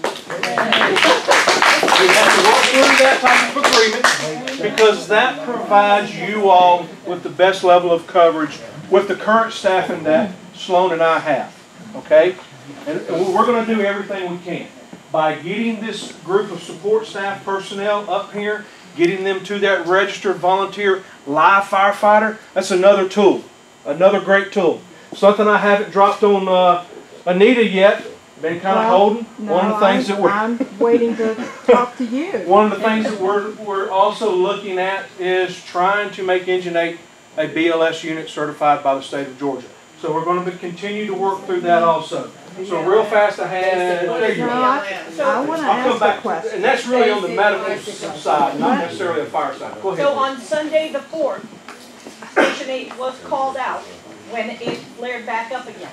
Correct, so I They think, went and put water on that fire. Was that against the law? so, to answer your question, unfortunately, ma'am, to answer your question, yes. Yes, it was. Guilty as Unfortunately. charged. Yes. Hold on, give me 1 second, I'm trying to hit them in order. Go ahead, sir. I had an example, I live on Upper, about a half mile inside Dawson County. Yes. Road down behind me, one of my neighbors was coming out, and there was a brush fire. He came to my house, and I called on my cell phone, 911. I'm in Dawson County, up in Texas, we have a brush fire on Coast Street. So my neighbor and I drove back down there, and shortly after we got there, John came up in the truck, and they were getting everything ready. Well, there were some flames you could see on the side, and I appreciated him very much squirting some water on it. And then 20 to 25 minutes later, I think it was Station 6 got there, and we appreciate you, them, all the Dawson County workers. But the fire was under control, and John getting there quick response. Fortunately, it wasn't a windy day, but it could have gone across that road and started coming up the mountain for my house and other houses.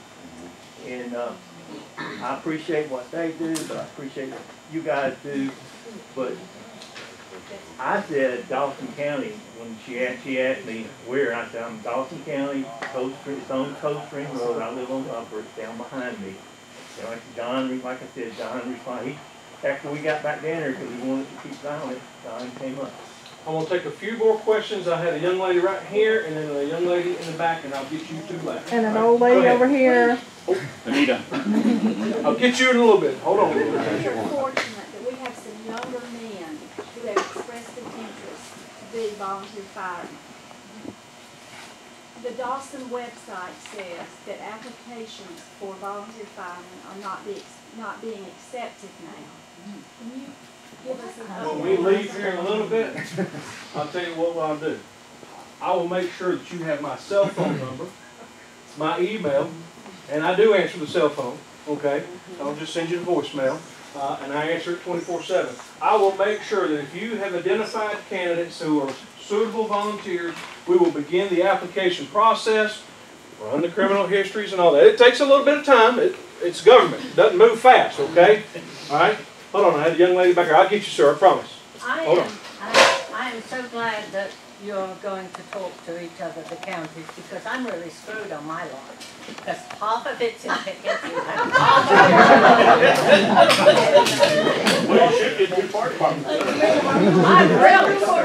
they're already talking to one another. So you guys need to get together and figure this out. This nice lady right here had a question. You had said that it was 26 minutes from the time you got the call until the time that an engine was on the scene. And that is absolutely not correct. I live across the street from the Wilders, and it was at least 45 minutes, if not longer than that, before somebody showed up. So regardless of what the back and forth was with the call getting tossed around, that still doesn't make any sense to me. And I also want to say to both of you that when you talk about having a meeting here because it's too emotional and you wanted to be in a central location, this is our home, this is where we live, this is convenient for us. And then you turn around and you want to play the 911 calls. If that's not emotional enough, without any warning to this man who's listening to his wife while his house is burning to the ground, and you don't give either of them any warning that you're about to play that call, you have been insensitive, you have been rude, and you've had a smirk on your face this entire meeting. I expect more humility, and I expect more ownership from men who are leaders in our county. And I think as I've moved through this presentation today, I've acknowledged several areas of concern. I think I have acknowledged some mistakes that were made. I haven't tried to cover those up. The only thing I can offer you, young lady, is this. Here's the CAD reports from both 911 centers. I was there. I'm holding his wife in my arms, passed out. And I am telling her, they're coming, they're coming. I hear somebody coming down the road, and I'm like, Melanie, the fire trucks are here. And I look up, and it's Bobby, our neighbor, coming down the road to check on us. It was not anywhere near 20 minutes. It wasn't anywhere near 30 minutes. And ma'am, the only thing I can do is offer you the timeline from the CAD sheets provided by both 911 Your centers. CAD sheets don't mean anything to me, because if they had been able to get there sooner, probably wouldn't have been able to save their house. It was up in flames in a minute. But maybe some of their belongings would have been able to be saved. But it was anywhere between 45 minutes to an hour. Some of us were listening to those radios. Okay. Danny, let's I would dispute that, but let's get Anita. let's see. Somebody over here had a Anita. I want to speak from a medical standpoint because I am so sorry about the house and the burning and that kind of thing. However, 90% of our calls up here on the mountain are medical. I, for one, will not be going through the firefighter training. That's not what my love is, and that's not what I went to school for. After our fire station was imagined and built, I made the commitment to spend 3 years of my life at this age going to school, getting my EMT, advanced EMT, and then paramedic. So 6 days a week I spent in school because I wanted to be able to care for the people up here in my community. I have been told now, because of whatever with the truck, I can no longer operate as a paramedic and give the medications that I went to school for. However, if Diane has the medications in her home because her husband has a peanut allergy, she can give them. But I cannot administer them because of some legal mumbo jumbo up here. So I guess my question is, why would I even respond? I do try to train our responders up here. They're very well trained, and we meet and train monthly. But if I can't do what I am licensed by the state of Georgia to do, then why would I do it? So I'll answer your question, Anita, and you should know this because you're a paramedic instructor. However, with that, you know as paramedics, and me being a paramedic for 26 years here in the state of Georgia, I operate under a medical doctor's license. Sloan, Dawson County, Pickens County, we have to have a medical director who designs our medical protocols, ensures we're in compliance with the state of Georgia. As a paramedic, I cannot just have pharmaceuticals in my POV and distribute them. But what's I'm not changed? licensed to do that. What's changed? I've always had medical direction. But your vehicle, Station 8, is it a licensed Georgia first responder vehicle? Yes or no? The answer is no. It's not. However, in the same meeting, we talked about that. And we are working towards, after the first of the year, getting the necessary medical equipment on Engine 8 so we can send the state inspectors up here so it will become a certified BLS unit, which will then enable you to work under our medical protocols in Dawson County. Now, however, when you go on a call in Pickens, Chief Elrod will have to have the same level of reciprocity in that. And that's just, unfortunately, folks, that's just, again, goes back to that state law. We in paramedics, though we are allowed to administer medications, we administer those medications under the medical direction of a medical supervisor. And who is that? Ours is Dr. Benz. That was my understanding. Dr. Benz is our medical And director. I understand Dr. Benz has said he was fully comfortable with me having meds and giving meds. So that was not the conversation in the email I have from Dr. Benz. But I did address that with Dr. Benz about bringing Engine 8 to a medical first responder certification. And then that will take that liability away. We're going to answer a few more questions and we're going to get out of here. Yes, ma'am? You've been patient. Thank you, sir. I know I'm going to postpone my heart attack if it's okay. But I believe that we need to think a little more outside the box instead of all these protocols and saying that lawyers pass laws. That's not accurate. Lawmakers pass the laws, and we are the ones who vote them in, and I believe we can vote them out. Well, we could meet with them first. Well, absolutely, but all this protocol business, y'all, we're Americans. We're supposed to work together. And I don't see that. I appreciate the fact that you're stepping up after the fact of this family's tragic loss. But I believe we need to have some common sense and walking around sense, and I'm not seeing that. In the back. Yeah, a lot of us came up here wanting to hear about this tank. Can we get on with this part and the fire thing? Maybe they can just stick around and talk about it forever.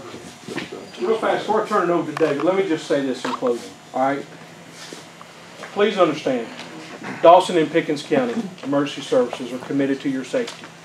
We are committed to identifying areas of improvement, getting a roadmap to the success of making it right by you all, because you have an expectation of service delivery, and we want to meet that service delivery model.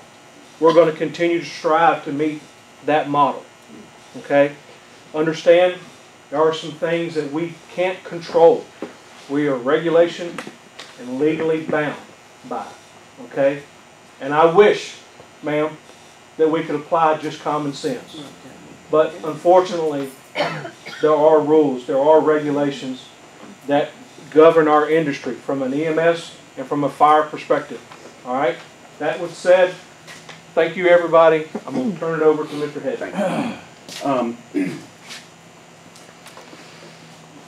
I want to close out by talking about this water tank issue, and I'm pretty sensitive to this issue, and I'm going to explain why. I've been in county government for 33 years, and over 80% of that time has been at the directorship level. I have operated my whole life under policy and under the rule of government. And as the chief stated, that, yeah, we can't change these laws. I mean, you know, we can, as you mentioned, we can through voting and that kind of stuff. But the bottom line is us, the boots on the ground, have to comply. And if we don't comply, then the risk side of things is very dangerous, which means you as the taxpayers are going to foot the bill. Well, if we have Mr. Tarantini die because a fire, he attended a fire, which his guts tell him, I got to go in there and fight this thing and get it done, and that's his right to do, and he gets killed or gets injured in that, the taxpayers of Dawson County or Pickens County are going to foot the bill. It's as simple as that. And then we're going to get criticized for allowing something like that. In 2010, and when this whole operation was started, it's a great thing, and I don't want to minimize that at all. It's a great thing. What we wanted to do today coming up here and talking to you folks was to talk about how we can better it.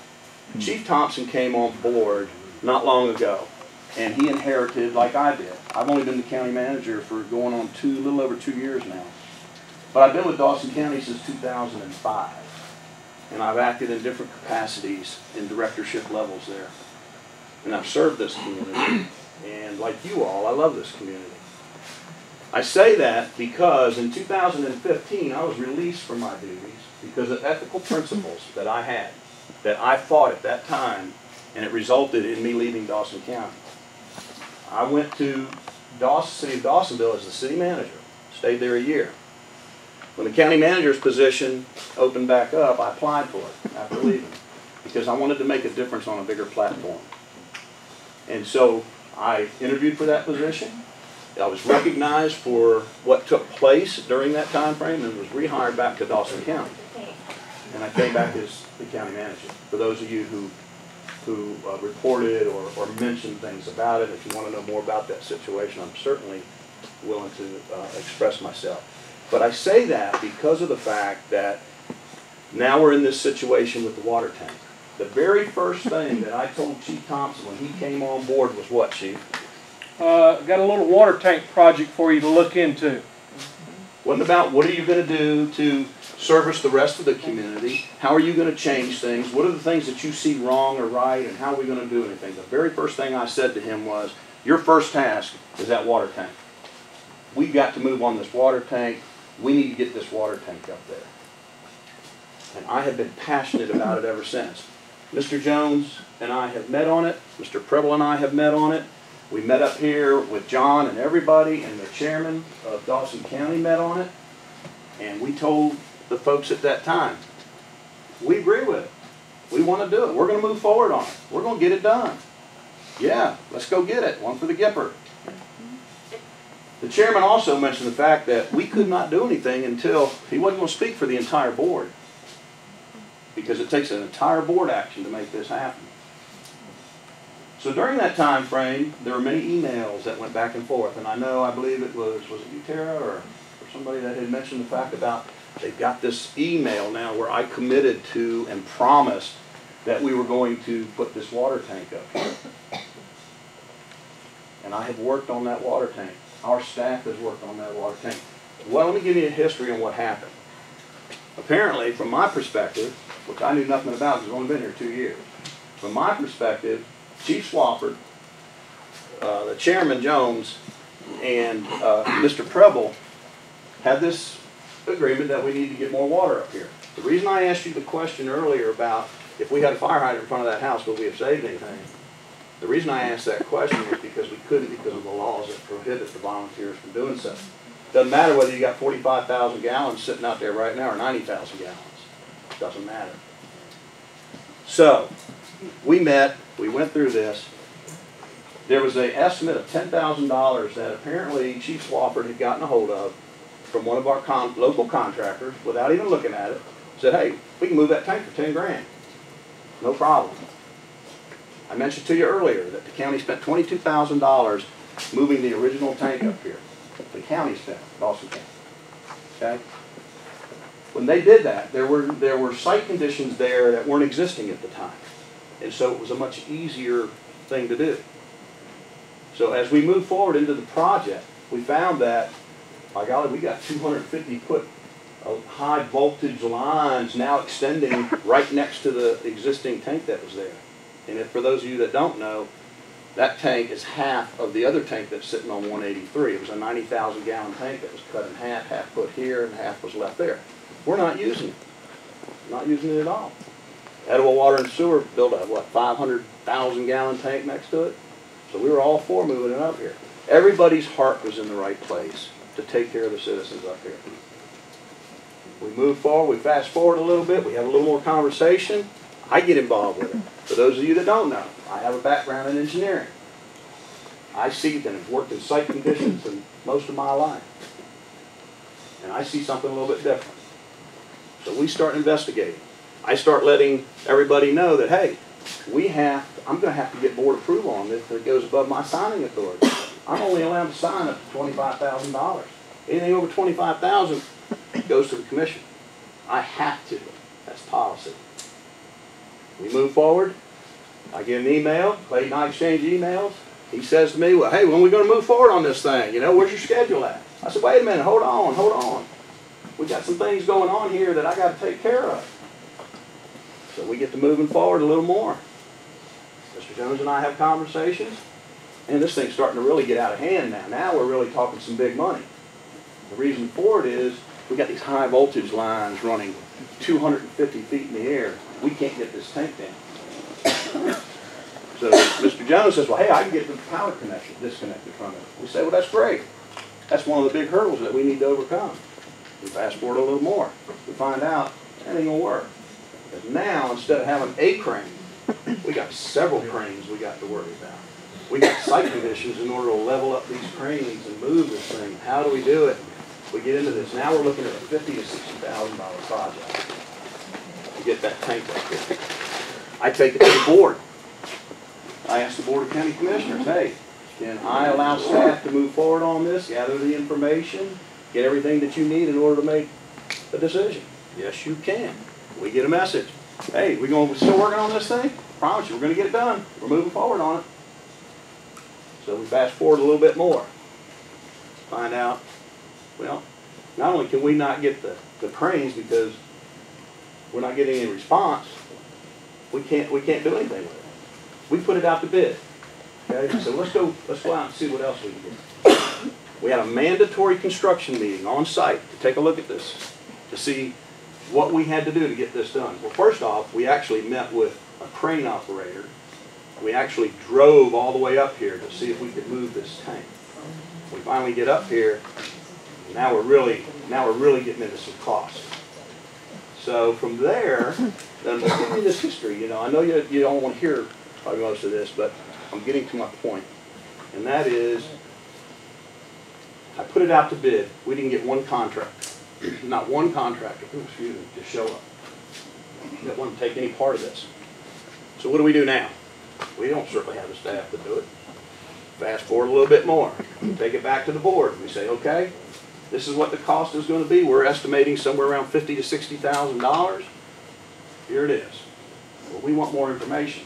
We want to know what is up there, what's been spent, you know, all these different things that I have to do. We relay that back. Okay? So we then come back and we find ourselves in a situation where we can't get this water tank going. You know? We don't have the funds to do it. There's no budget for it. Nobody's budgeted for it. Budget's already been, you know, identified. I have no approvals to go forward on it. All this is being relayed.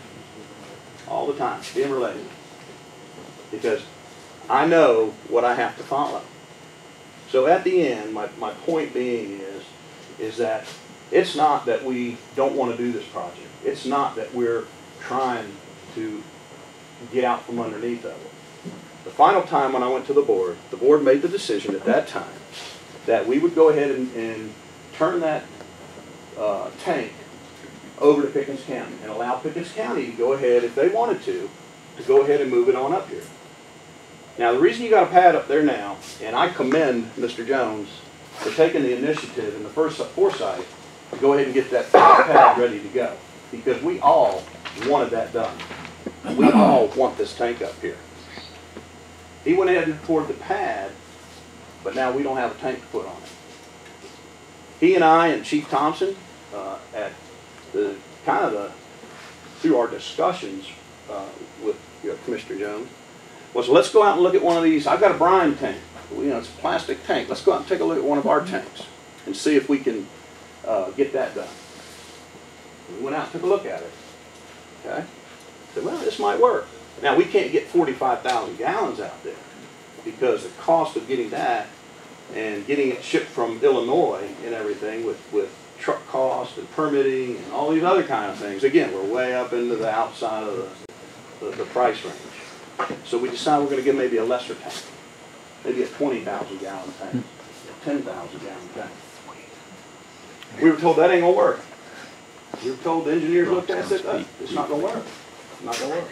Okay, well, I don't know what else to do.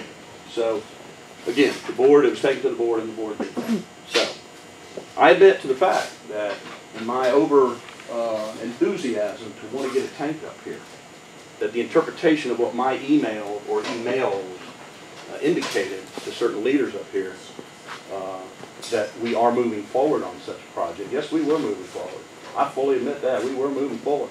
And I'm still willing to move forward. And I'm still willing to sit down with Mr. Preble and Mr. Jones and see what we can work out to take care of that water issue.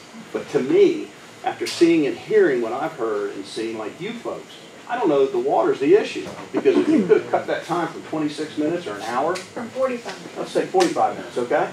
If you could have cut that time down from 45 minutes down to 3 minutes, 2 minutes, 5 minutes, 10 minutes, we probably had a whole different outcome on that home. If these gentlemen here and ladies were able to do the things that they could do and have the ability to do without having to follow the guidelines and the rules, wouldn't have a problem up here. And yes, we would need more water. Because then if it's going to take 26 minutes to get there, you're dumping water just out of form. It doesn't matter if Station 8 put water on it or not. You need to water whoever responds. Exactly. The water, Exactly. Station 6 used the water out of the tank. It's And we any just said, responding unit.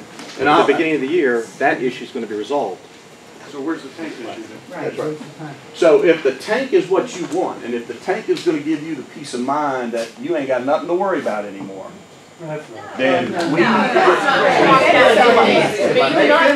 If I may finish, please. If I may finish. The tank's not gonna solve all of our problems, but the tank is gonna provide water for the respondents who do come and can put water on it without them having to wait from someone in Pickens down on the 515 or in Dawsonville. There's water here.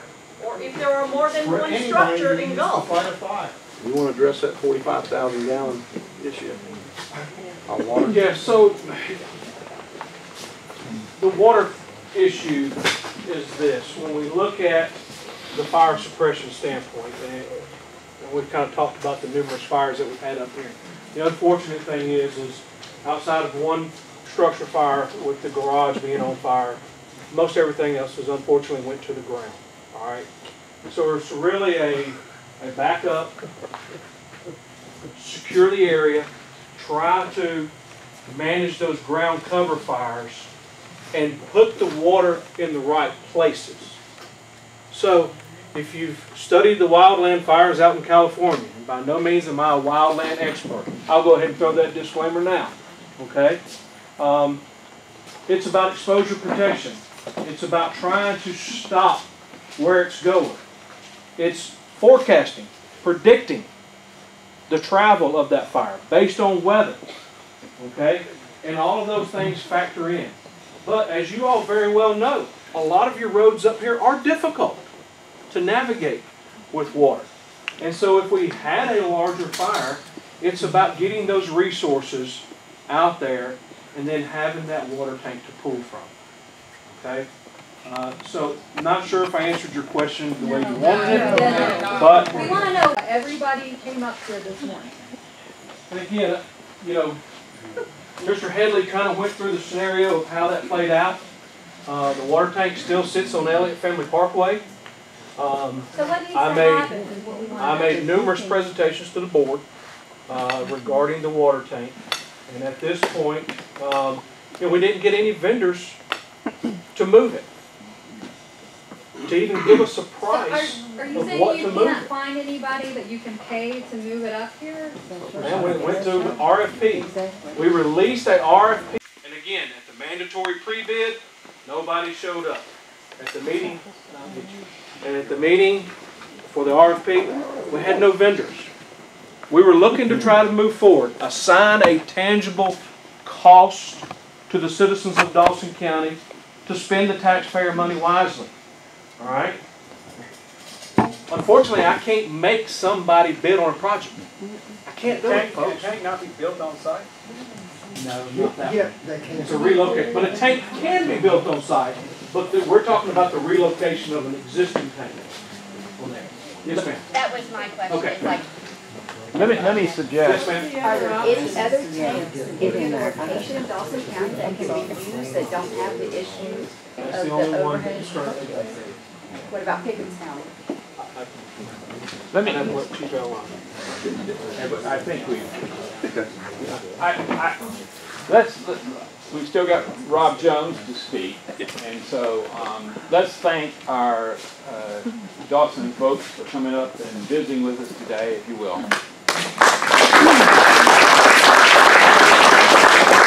Mr. Jones. How short you want me to make it?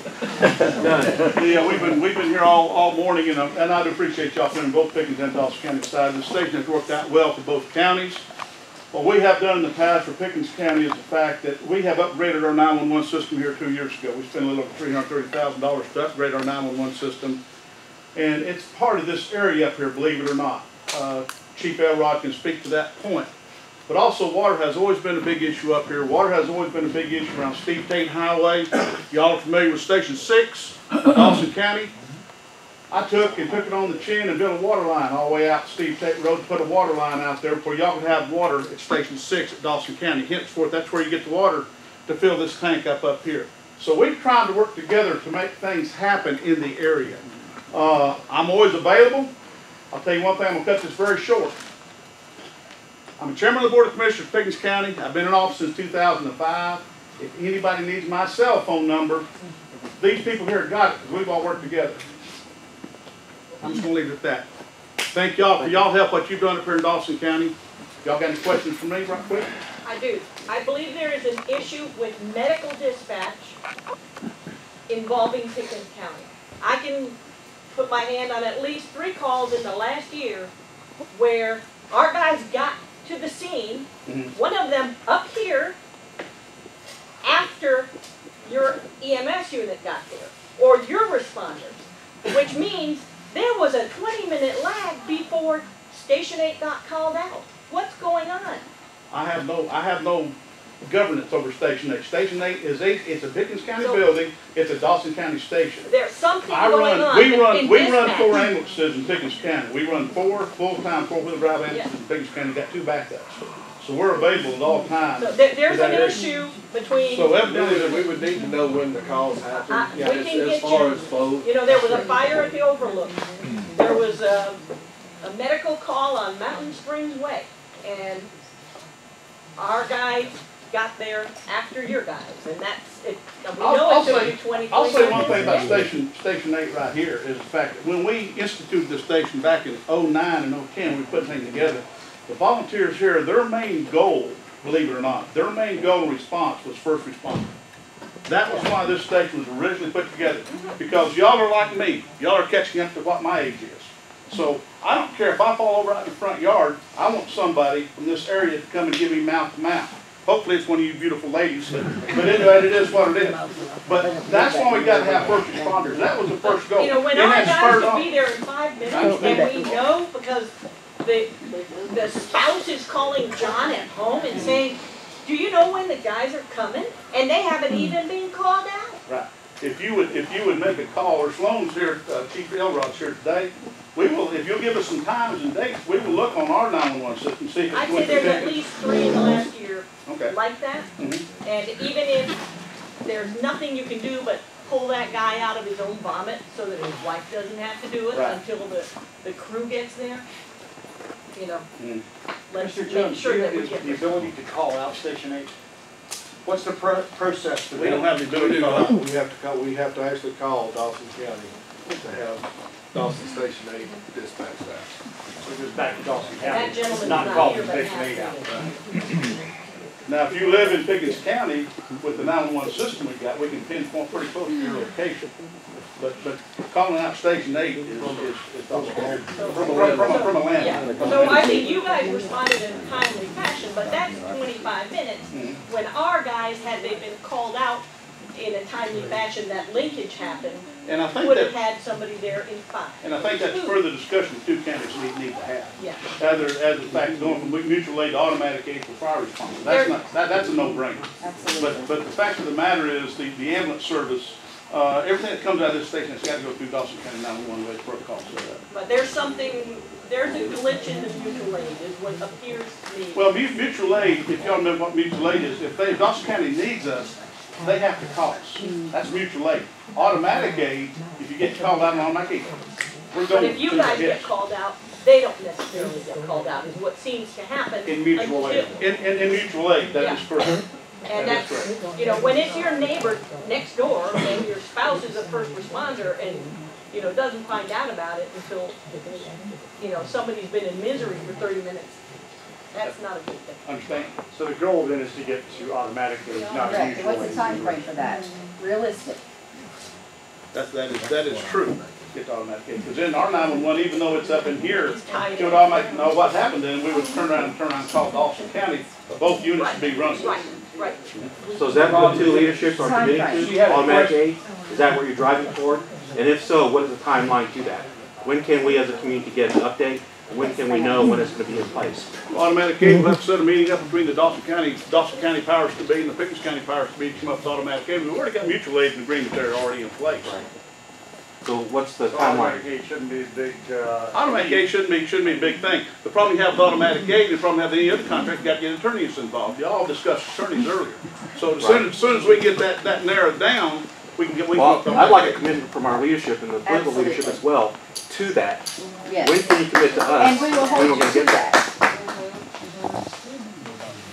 are you guys committed to a meeting to? Yes, so let me say, as the fire chief of Dawson County, I'm committed to moving forward and presenting to my elected officials and my county manager an automatic aid. What it does take, it will take me and Sloan sitting down, and so you kind of get the workings of an automatic aid agreement. It's really identifying. So what we're going to do is we're going to basically cross, easy over there, buddy.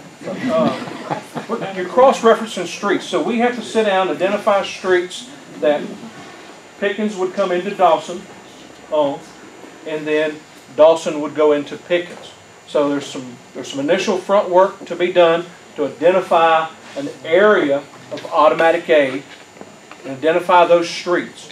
Once we've done that, what is required for me is to do a board presentation. I have to present it to David. David will say, okay, yeah, this looks good. Here's the basic overlay of the language of the automatic aid. Our attorney will look at it. Our county attorney will look at it and everything. And of course, then there's a presentation to the board. I can't speak on how Sloan has to present to Rob. I'll let Rob and Sloan. Me and Chief Elrod will present both together. I will take a step out of the process to speed the line up. That's not a problem. And I'll also stand on the back of my county attorney, who I can motivate real quick because I pay the bill. So we will proceed on with it. If you'll get me the information, if y'all tell us set up a time, we'll meet y'all other than Thanksgiving Day and Christmas, anytime y'all want to. We'll leave them available for New Year. So timeline-wise, sir, how about we do this? I'm going to guarantee you this. When I leave here today, I'm going to send Chief Elrod a message. He and I will try to schedule a preliminary meeting to identify the area.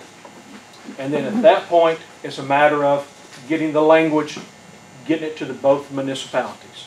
Okay? So it's going to give us some time, but that's a step in that direction of trying to help you. And then what we will do is, as we establish better timelines, we'll keep Clayton and the Wildcat community involved. So that way we can provide them more information. They have an email distribution that they can use to contact you all so you stay better informed. Is that fair? And the dispatch system, what's being done to fix that issue? As far as the number of stations that were limited and identified? The correct stations being identified to the correct address. As far as your stations assignment is going to be something that's discussed with your fire chief. As far as the number of assignments, we, as of today, I have already conducted 4 site visits with additional 911 centers, and I have completed 2 demos. So we're in the process of actively acquiring a new CAD system. As far as to when that will be finalized, we don't have a definitive date yet, but we're hoping to have that done more quickly than later. But was she talking about how it just went back and forth from the address didn't correspond to, wasn't in your CAD system tied into the right station. Are you talking about the phone calls being received on landlines or on wireless? It doesn't matter. The address for that fire called out the wrong station. That's going to be that's reassessing the current assignments per address. And that needs re-happening yesterday, not. And let me say this, as Alicia at 911 upgrades her CAD, identifying the fact that we have X amount of volunteer stations inside Dawson, and so does Chief Elrod. One of the things that I've identified that I want to change immediately in the CAD is supplement that with staff stations. Okay? Not only am I going to dispatch and I have areas of this county that right now, if you have a structure fire, it comes in, the initial dispatch is 2 unmanned stations and a manned station. Okay? In that, and Alicia and I have worked through this, what I want to do is ensure that we are adding 3 additional staff stations to that assignment. But it's a process of going through every single address, because unfortunately what was done in the past, the CAD system that's in place right now, it's an antiquated system. All right, we're working to improve it. All right, and we're going to get there. We are going to get there. Okay? There's money in the budget for it? I can't answer that because it doesn't come out of my budget. The people who know. I will say this. Some of it, yes, ma'am. I will say this on the automatic aid agreement. If we can get the roads worked out, pretty quick, I'll go ahead and set ours up here within the next 2 weeks. Awesome. Is that going to be a problem on the Dawson County side? I'll meet with Alicia, and once we've identified, really at that point, it's identifying the streets But there are some CAD constraints that she has to deal with on that. We're gonna have to with our 911, with our new 911. Y'all have I actually think that Pickens County has the system that we are most interested in. So I do not anticipate that y'all would have any of those limitations because your CAD system will allow tons of different customized responses. What Dawson will have to do is once these roads are identified, we will have to go in and first and foremost designate. Because see, one thing about your 911 center is we're not only dispatching for fire and emergency services, we're dispatching as well for the sheriff's office. So we have to really go in and make sure that we designate. If you call 911, this automatic aid agreement only applies for Dawson County Emergency Services. So we have to ensure that you're still being routed to the appropriate county for a law enforcement response. So we have to go in and add all of these communities in, as well as the specific roads. We have to designate who's going to respond and make sure that everyone understands that it's only Dawson County Emergency Services that respond. And we also have to work out a way as well to ensure that if we're responding in an automatic aid, that we're also notifying the appropriate county who is your primary response.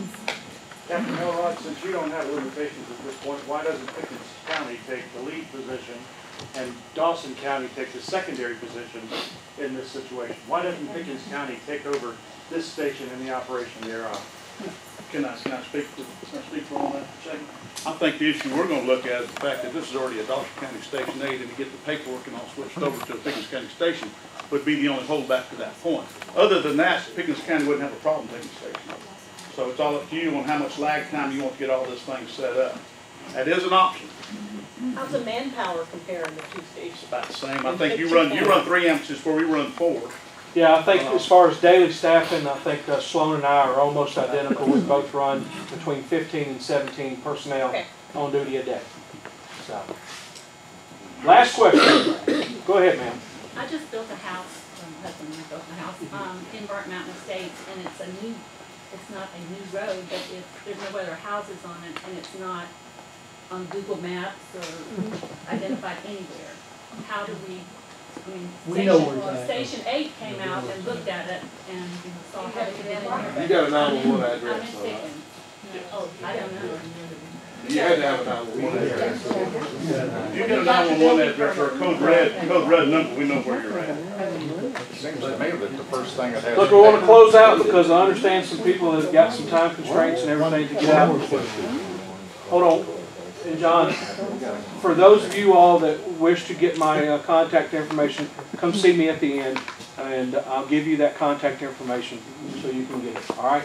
I know some of you have got to leave, so with that, thank you for coming here, and have a good day. Let me thank everybody for coming. We've had a spirited discussion, I think it's fair to say. We've got some follow-up things that we're going to do. You've offered to continue to work on the tank, and we'll pursue that. And hope everybody has a great weekend, and thank you again for coming. Happy Thanksgiving, everybody.